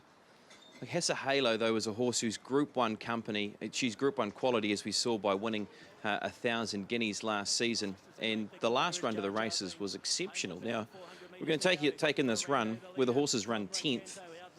But the splits, I mean, gee, this horse has just been able to really run through the clock here from running 10th and beating home only, what, 5 runners or 4 runners. He ended up being the fastest right across the board for the whole day. 800, 600, 400, 200. She was the fastest. She's come home in 32.77, 21.71 and 11.3. If she can find herself in a small field close enough, gee, she's got the turn of foot to be good enough here, Michael. I'm concerned about the tempo of the race, yes, but with it being a small field, she may not get too far off them. I just thought she was the best horse in the race. I've marked her as my best on the program. I see her, if she's not too far off them, she has that turn of foot where she can make up 2 lengths very quickly on the leaders. I like her a lot, Hazza Halo. Okay, that's a nice push early doors for Hazza Halo, the second on the card. The third is an intriguing race because it's very small on numbers, but high on class. There's some good horses here. Cinerama's a good horse. Tight Line spoke to Stephen Marsh. He's confident it can win on a track where it's won before. Together was really good last time on a wet track at Ellerslie, but I do think it's more suited to Given the Ground. I'm a little bit concerned about the good track today. Let's see where the money has gone. And again, tricky one for you guys to work out, Stephen, because these are horses, Tight Line, Cinerama and Together, which have all attracted money in their recent races. I want to work out starting price. Tight Line was a very short commodity compared to Cinerama at Ellerslie, but Cinerama got through the track conditions superior than Tight Line, but back on a better track. It's just hard to assess where they're going to finish here in their starting prices. 250 plays 260. Down to dollars invested. No surprise here, Cinerama has been one of the best back commodities throughout the season, particularly in the CD, but she holds around about 4 times more money than Tight Line, so saying that she could start favourite later on this afternoon over the 1,600 metres in front of Tightline. $2.80 you could have got around Cinerama this morning, now trading at $2.60 on the back of that warm support. Together, well supported also, $3.60. Just had to tighten or drifted out to $3.80 to get that overall percentage shortened. And Stacey Ann, look, not friendless, 8 into 7. The only runner they don't want is Laura Mia at $31. So, yeah, tricky one to assess down to track conditions, but strong lead would be around Cinerama, 280 into 260, second fave currently.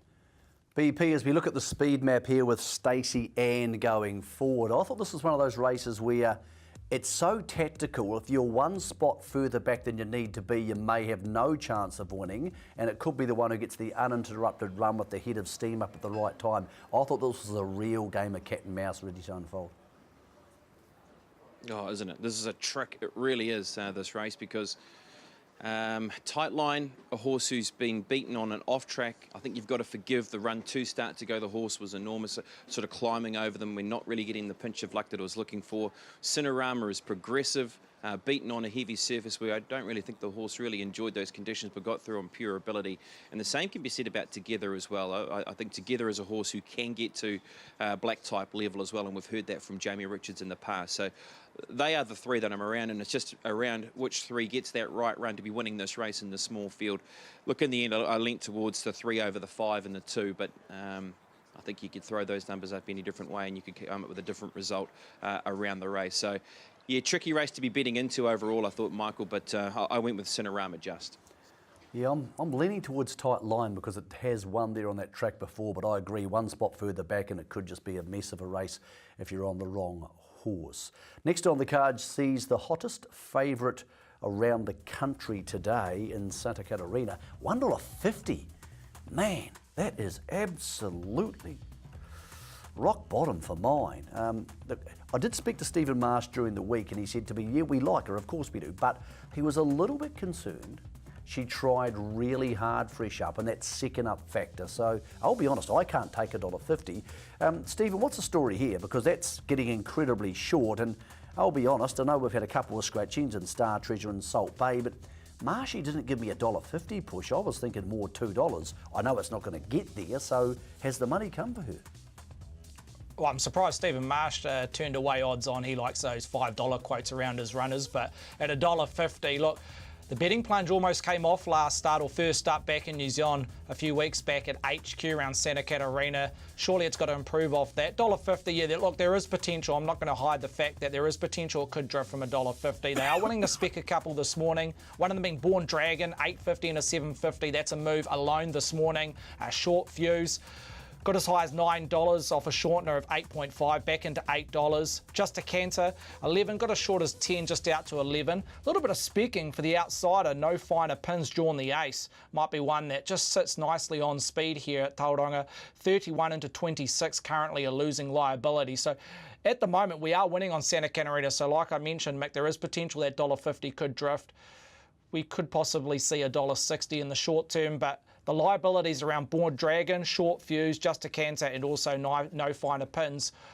Look, that might even out as soon as we get 4-figure bets on the fave, but currently if the race was to jump right now, we're losing on 3 or 4 runners outside the favourite. Okay, $1.50, you'd hope it bounces out of touch. Excuse me, like a lot of the presenters at the moment, I have a slight cough. We've all been in the heat, in the suits, and then into the air conditioning, so there's a lot of sniffling going on at trackside at the moment. The good news is you can't catch it through the television. I thought BP way too short, Santa Catarina. I think she can win, but I don't want to be on a $1.50 chance second up. No, and look, I'm a bit like you actually, and I'm trying to find some other value in the race around this horse. For sure, look, she's been good enough to win at stakes level as a 2-year-old. She competed through the spring in Australia with not a lot of success, and she's come back super with how she's finished into second position, just missing at Ellerslie. I want to show you the race, and I want to show you the race for her, and also another run in the race that I do believe can be a big danger, and that is Virtuoso Lad, who was second to last on the inside when finishing into 5th position. Also back there is No Finer Pins for Karen Fursden as well. Now, Virtuoso Lad is a horse who's actually closed stronger through his splits than Santa Catarina when finishing into 5th position. So he's come home in 33.71, considering Santa Catarina sat in a trailing spot and has come home in 33.9. So right across the board, his closing sectionals have been better than Santa Catarina, and he's finished into 5th position. He's paying $14 while Santa Catarina is at $1.50. I'm happy to have something on Virtuoso Lad, and I'm very happy to find out at $14. And if Santa Catarina wins at $1.50, where, look, it is expected, well, so be it. You shrug your shoulders and you move on, and you chuck it in the quaddie as a little bit of a saver as well. But I'm happy to have something on Virtuoso Lad on how he's run there last time to the races at the price. Yeah, I'm happy to be on anything against a $1.50 chance second up. And as I said, Stephen Marsh didn't say, I don't think he can win. He just said, just be a little bit careful here. She's tried really hard, and that could have given her a headache after that last start at Ellerslie. Sixth on the card is the Dry Mix Cement Bay of Plenty Cup, and I really like one here. As much as I think that Roger, that's a good horse who's been in excellent form, and the 3 kilo claim's a big help. Filar comes into this beautifully. Spoke to Marshy during the week about his Guineas runners, and good win last time out at Otaki. Clearly it's going to cop 2100 metres, absolutely no concerns. It's probably a horse who's going to end up in a good Cups race, if not in Brisbane next season. Again, Leithinus has a really strong book of rides, should posse up close enough to the speed. Let's see where the money has gone. It tends to be a horse, Stephen, who does get money, Filar, but have they kept away from backing it too heavily because Roger That is coming out of a very strong Avondale Cup behind the subsequent Auckland Cup winner last start? Yeah, I think you've nailed it, Mick, in terms of Roger That. Very strong form reference around the Avondale Cup. The first 3 in that also ran the first 3 in the Auckland Cup. So they're pretty keen on Roger That, in particular the last 1 or 2 hours this morning. Got as high as $4.80 this morning, now trading at $4.20, saying that Filar does match dollar for dollar around Roger That. But overall, they just like the 2 runners at the top of the block. Number 3, Filar, $3.60. Got as short as $3.50, just back out to $3.60 on the back of the warm support around Roger That. $4.80, which I mentioned. Top fluck was $5 around Roger That earlier in the week, now trading as short as $4.20. Chasu Bao, $5.50 out to 6. RT, $6.50 into 6. Just a Maze, 7 got as high as $8, back into $7.50. They're pretty keen on this horse to make an appearance in New Zealand Cup week for the 2 mile race next season. So interesting to see how it goes back over distance. A little bit of specking around wide awake, 23 into 21. But overall, Filar and Roger That account for around about 75% of total turnover for today's Cup. You know, it could really be the tortoise and the hare here, because Roger That should posse up somewhere handy enough to the speed from an inside draw for Nick Bakar, and probably seeing Filar a few horses behind it, and Leith will be looking for Nick Bakar and trying to work out where he is. BP, this could be really interesting, because I think Roger That gets its chance to win, and it comes out of one of the form races of the season, but we've all known Filar's going to end up being a good horse, and I thought the last start win suggested that break over the summers helped him strengthen up a bit. Yeah, I think you're bang on there, Michael. Filar is a horse who's going to compete in a nice race, and look, he's run 3rd in New Zealand Cup. He went into that New Zealand Cup campaign as a futures favourite for many weeks leading into it, and he's finished 3rd in the end in the New Zealand Cup. He's had a run on slow ground here when last presented and won. So look, if the rain was to arrive, or if any sort of rain would be falling here, it wouldn't be a problem, as it wouldn't be a problem for Roger That as well. So this is Filar. He's got a very good turn of foot as well. We've seen it when he's been able to win over that 1,600 metres and a dashing win around Ellerslie. That, look, he's got it all. He certainly has. And maybe the co-owner and Leo Malloy might have a few extra dollars to spend today as well, after Consensus got it done at 24-1 last night at the Valley. So that's Filar when winning, and Roger That is the horse who brings all the good form lines into the race, and form lines that are very hard to ignore. Nick Bakar, an up-and-coming apprentice who's doing a great job for Tiakau, picking up regular wins, gets a vital 3 kilograms off the back. I find it between those 2 runners, I've gone 1 Roger That, just over the 3 in Filar. Artis gets 3 kilos off as well with Taiki Yanagita aboard, and she's been a good consistent mare this season. She won the Wairarapa Cup 2 starts ago, and she was tested in open company in the Nathans when last presented, when finishing 4th and behind Gundown. 1 to beat 3, 8 and 7, Michael, in the Bay of Plenty Cup. Good race. Should be a really nice case of one horse stalking the other among the 2 favourites. Feature of the day brings together an eclectic bunch of horses. One who started his career in Ireland, ran 2nd, And the Irish 2000 Guineas, that's Endless Drama. High Flyers campaigned well here, been to Australia.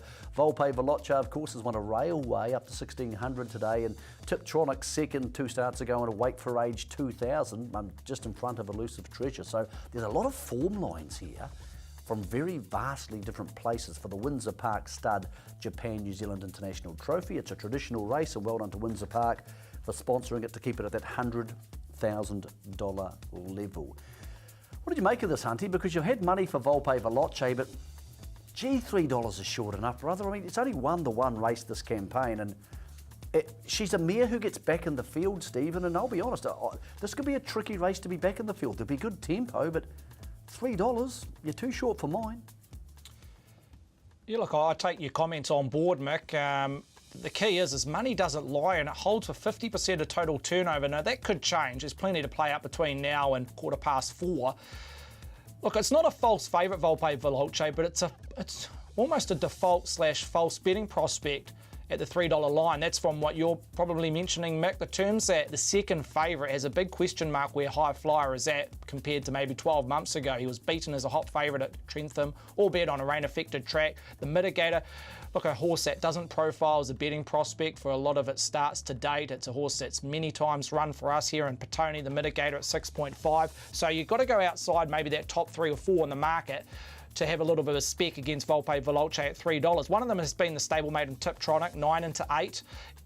True enough. Now, this is a decent lead in that middle market out of a powerful stable, the Baker Forsman stable. Craig Grills, who we all know won the Derby a few weeks back, so you've got an informed jockey for a horse that will map maybe one out, one back potentially from that nice draw barrier 6.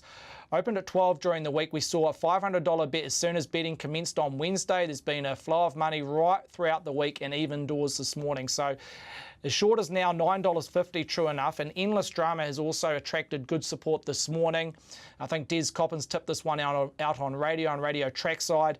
As high as $12 this morning, now trading its opening line $11. My question mark around the Endless Drama is maybe the 1600 metres. It has not won over 4 times at the mile, but we know the mile at Gate Par is not a hard mile. So maybe if it got the right run, it could fall in over 1600 metres. But overall, Volpe Veloce, best back runner, but there is specking outside for Tiptronic, True Enough, and Endless Drama. Okay, very even contest and speed right across the front line, but we're expecting those out wide. Donna and Billy, he's Cavalier, Nicoletta, the Mitigator to go forward, and that's going to create natural tempo in the race because once they Constantine are up, they're going to need to keep pressing on. BP, this is a hell of a good race. I still think the best races we have for punters in the country, Brendan, are these set weights and penalties, or on occasions Wait for Age miles, because it brings so many different form lines together. I love having a punt on them, and we've got a really good race here if you don't want to be backing Volpe Veloce. Yeah, for sure. I mean, you've got it at the top of the book, don't you, with Endless Drama, you know, who was good enough to win an Apollo Stakes and got within 6 lengths of Winks a couple of years ago as well. Did Endless Drama. Was actually here last Saturday at an exhibition gallop with Shirley Sacred, who picked it up close to the line, but did have a nice hit out to get ready for this particular race, did Endless Drama. I keep coming back to the race every time, though, and I see tempo in the race, which is always going to play into a horse like Volpe Veloce, as we know, can finish a race so strong. She was good enough when she got away from those Group 1 races to pick up a prize this season, which, of course, was 3 starts ago when she won the Westbury Classic and chasing down Sleeping Beauty. She's a horse who's then competed in 2 Group 1s following. She was very good in a railway this season as well. So she's got the turn of foot to be able to pick up what's in front of her, and especially if the tempo is very good as well. So I keep coming back to her. She's the deserved favourite in the race. Outside of her, though, you can play around with some other options. I think Tiptronic's a horse who won't be an issue if going back to the 1600 metres. We saw him good enough to be placed in behind On the Rocks over 1600 metres in a Ritual Mile, and of course was then Group 1 placed in at Herbie Dyke this season as well, was Tiptronic. High Fly, a tricky one to try and assess. We're going to hear more from Peter Locke earlier in the day just to get a bit of a line on High Fly. As we know, he's Group 1 quality. He was Group 1 placed this season in a Tarzino. My little roughie in the race might have been Watch This Space, actually, who won this race when it was wet in 2016. Recent runs have been okay. Happy to have a little nibble on that horse at $26. But yeah, every time I look at the race, Michael, I keep coming back to Volpe Veloce. Okay, with your $100 spend for the day, BP, how you going? Look, most of it's going to be centred around Hasa Halo and race number 2, to be honest with you, Michael. Look, I'll spend $45 on her to win race number 2. Marked her as my best bet on the program. My value bet will be with Virtuoso Lad, who lines up in race number 4. Happy to be backing that horse each way at 14s and 250.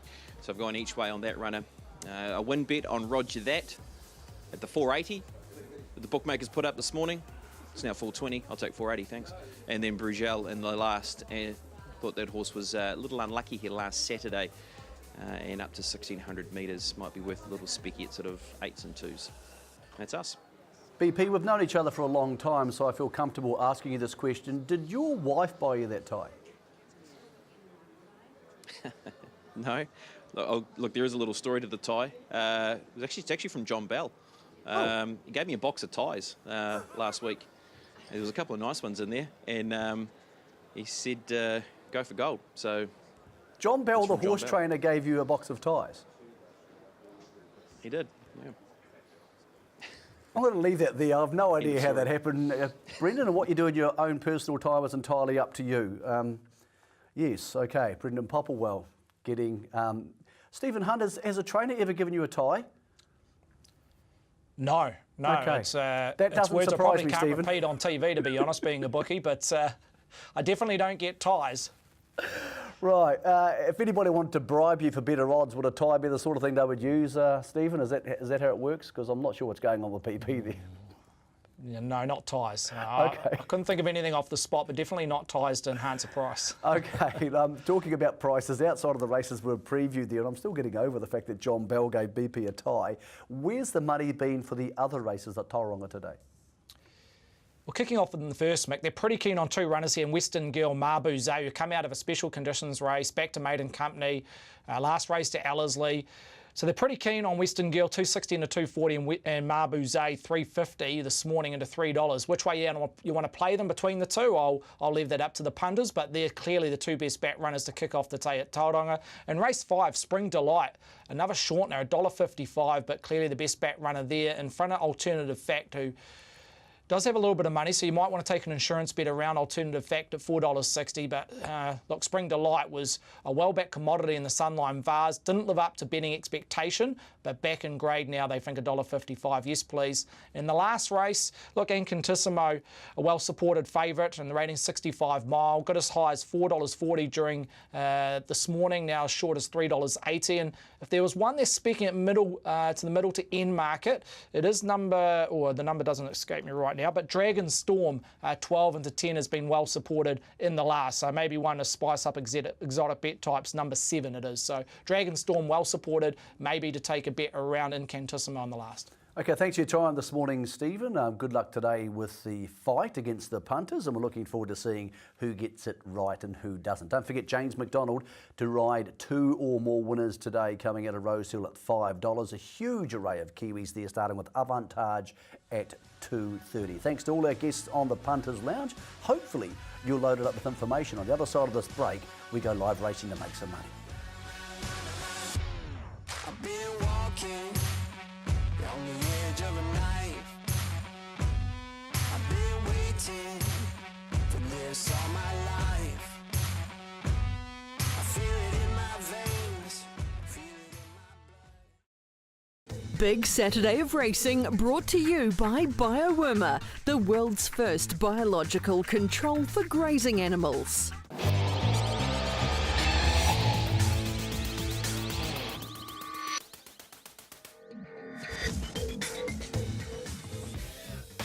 I know you got it all. It's that whole thing at music when you hear it come along.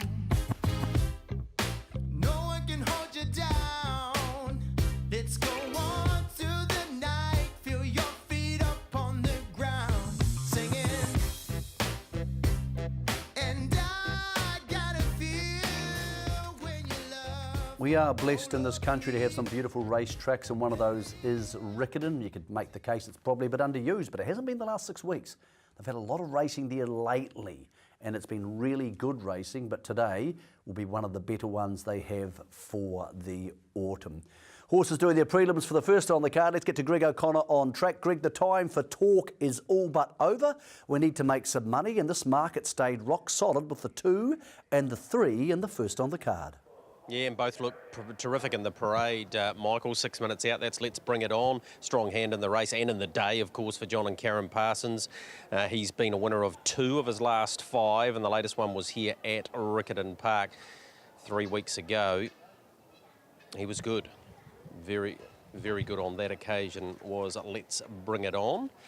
Robbie Hannam doing the riding. There's the 6 Shanzino. We'll hear from Kavish Chowdhury very shortly. Good to have Jonathan Parks on track. Producer finally did that at start 29 last time at Ashburton when beating Cinto Bay.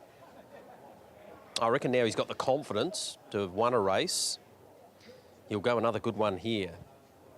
And he is currently at 15s, 14s and $4.10. So runners around to the 2,000 metre start. Mentioned Kavish Chowdhury, and I suppose it was about 7 or 8 weeks ago that he had a fall and injury, and that sort of put him on the back burner for a wee while, but hasn't taken him long to get back into the groove. I haven't had a chance to have a chat to him before, but I talked about fighting back from injury with him only a few moments ago, and a very kind gesture that he is making today. Everything has looked pretty alright. My body healed up good, really good. So got back to it a few weeks ago, and got a few winners. So it's pretty good to start from back to injury, raw winners straight away. So that's a bit of a confidence. So that's good. Everything's all good. Yeah, and of course Michael and Matthew Pittman and Diane, they're just giving you every opportunity, aren't they? Yeah, definitely. They've been really nice to me since the first day I've been here. They've been very supportive, the Pittman family. So that's really good. Always put me on everything, most of all the horses. So, yeah, that's great. And like so many of the jockeys here today, have been touched by what's happened in Christchurch over the last 7 or 8 days, and you're going to make a pretty decent sort of a donation today, aren't you? Yeah, definitely. I feel very, very sorry for what happened. It shouldn't have happened, but it's just one of those things. But I feel really, really bad for them. I saw them. I just show even the racing industry is behind them by just giving all my whatever I earned today. I just want to give it to them, to the whatever happened last week. So, yep. Well, that's an outstanding thing to do, and when you've got a full book of rides, it's going to be a significant donation. Let's look at some of your good rides today. Shanzino in the first should be improved? I think, yeah, he's definitely a each chance. His last few runs was pretty fair, but today he drawn an inside gate. I think he should be right in there, right a bit handy, so he should be right in the finish. And highly unlikely in the second, has got stakes form? Yeah, definitely. His last start was a Go Guinness. He ran third in that race. The track was not to her liking the last time at Go, but he came back to a good track, and he always performed well on Riccarton. So even highly unlikely, he should be right in the finish. Of course, many of your rides today are for the Pittman team. In fact, the whole lot are, bar Flying Sardine. Speaking of Flying Sardine, she looks a good chance in the breeders. It's definitely a good chance. He's one of those horses who got a long sprint, so I think Riccarton long straight, it should definitely suit her. Try to get somewhere, drawn good gate, drawn 5, so it should be right somewhere, 2 back, 1 off sort of thing, and just sprint at home. So yeah, it's a really good chance. I really like her today. Yep. And completing your day is the Swiss Maestro, and he's been a winner on a Premier Day. Yeah, he's been a winner at Tantrum. Then his last time was a bit disappointing, and it was on that day especially there was a Dunedin, it was all on pace horses, so you have to be handy to win races. As far as Swiss Maestro, he liked to drop back, switched off and finish off nicely, so I think he would definitely chance. Even with a draw, doesn't really matter. He would definitely drop back and run home, have one go at them. So yeah, it's a good chance. Kavish, really appreciate your time. Lovely gesture today as well, and we hope you can kick home a winner or two, and all the very best. Yeah, hopefully. Thank you very much. Cheers.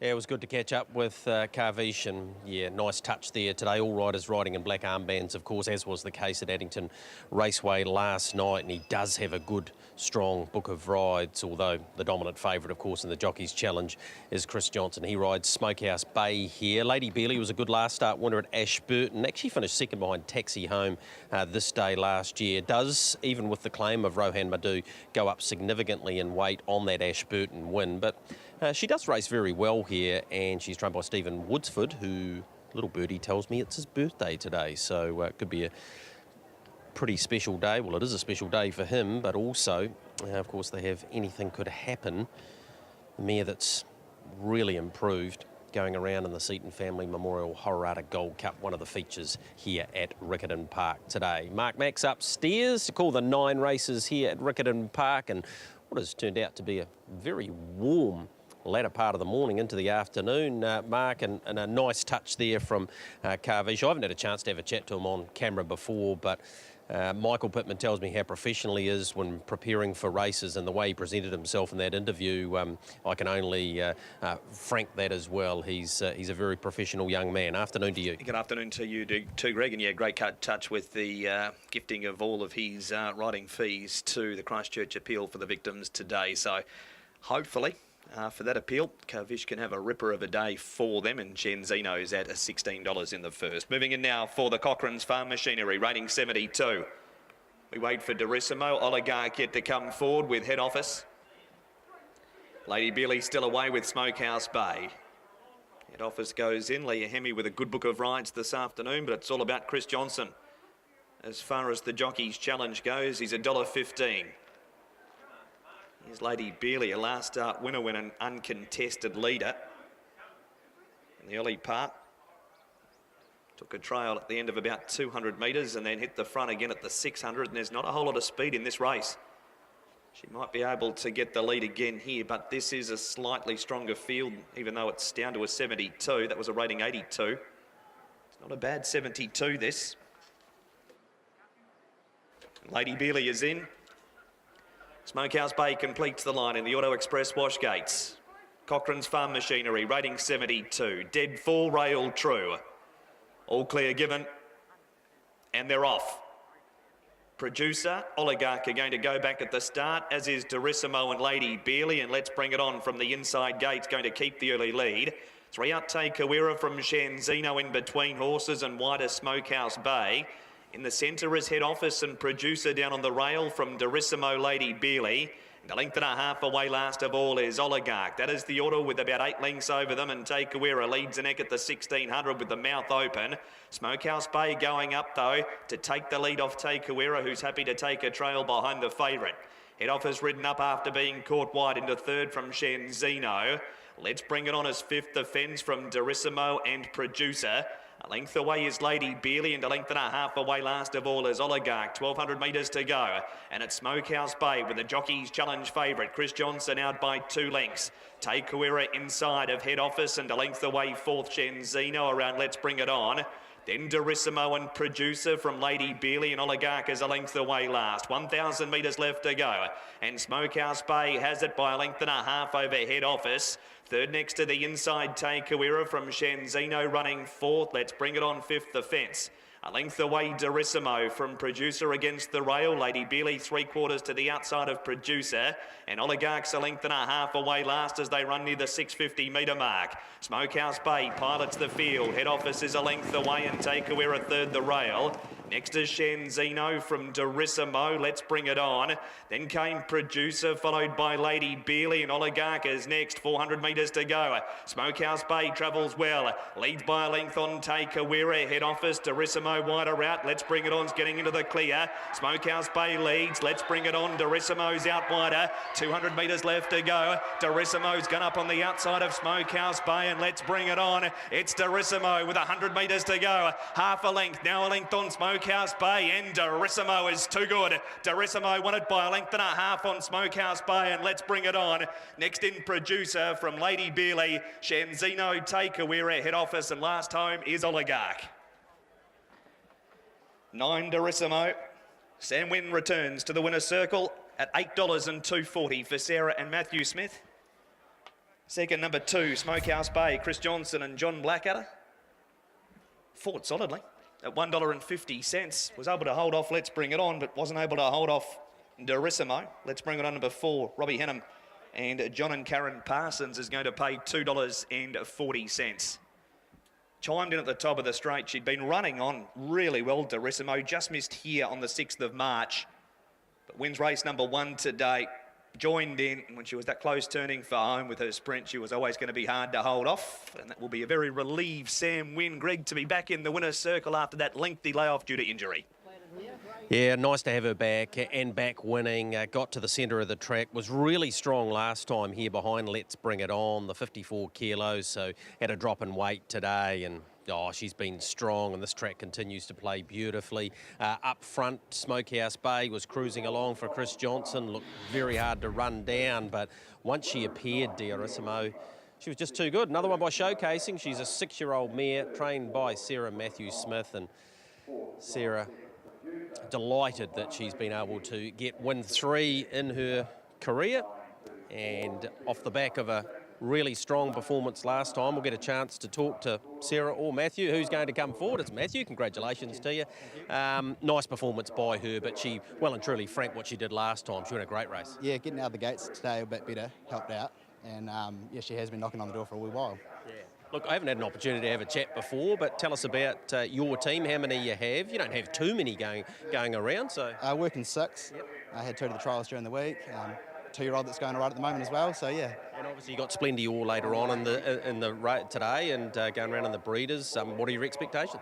No, we're just happy to be there, honestly. Yeah, she's been going all right, had a few issues since Cup Week, but slowly getting on top of them, so we'll just wait and see what happens. Right. What about this girl? She grabs her 3rd win today on that performance. She can win again at short notice. Yeah, I think she may go a bit further yet too. Yeah. So we'll just we'll get her home, see what happens, and make a plan from there. It's a good day to win a race. Congratulations. Thanks very much. Good on you. There he is, Matthew Smith, Matthew and Sarah. Sarah's gone out to bring one of their stable stars back in, and look at the smile. She's absolutely wrapped. It's paid 8s and $2.40 on an each-way ticket. Of course, the big day for the Hororata Club here today, and Sam Wynn will get a chance to have a chat to as well, who's back winning races after that pretty ordinary incident down south at Gore, I think it was, from memory. We'll get to Sam Wynn and have a chat to her. And she gets Diarissimo home here over Smokehouse Bay and Let's Bring It On in the first. And I'm picking a rather relieved but delighted Samantha Wynn. Congratulations getting Diarissimo home here, and she's won pretty comfortably in the end. Yeah, definitely. We took a small field today, so no bad luck stories. They've done a terrific job on her because she's racing over grade, you know. Yeah. But it won't be the last race she wins. Yeah. What about for you, getting back in the winning groove? I know it's been slightly frustrating, but it hasn't been that long. No, and I got to enjoy New Zealand in a different way. I'm not complaining, but it's the start of many winners, hopefully. Yeah. What about the track out there today? It appears to be playing beautifully. Beautiful track. Should be no hard luck stories today. Everyone should get a run, and it's in fine condition for this time of year. Yeah, congratulations to you, Sam. Thank you. Michael, nice to have her back winning. Samantha Wynn, Sarah and Matthew Smith, a young couple doing a great job with a small team and winning the first here on the Hororata Day. Yeah, she really is a delightful young lady, Samantha Wynn. It's great to have her back because as a jockey, when you get injured, it's not easy because obviously you can gain weight and obviously you need to be incredibly fit to be a jockey. So good to have you back, Sam. And what an amazing accent she has. It's just awesome. Diarissimo, by Showcasing, winning at 2,000, pays $8 and $2.40 for the Smiths, who also own the horse. Takes out the first on the card at Riccarton. Beats Smokehouse Bay at $1.50. Let's Bring It On third at $2.40. 9, 2 and 4.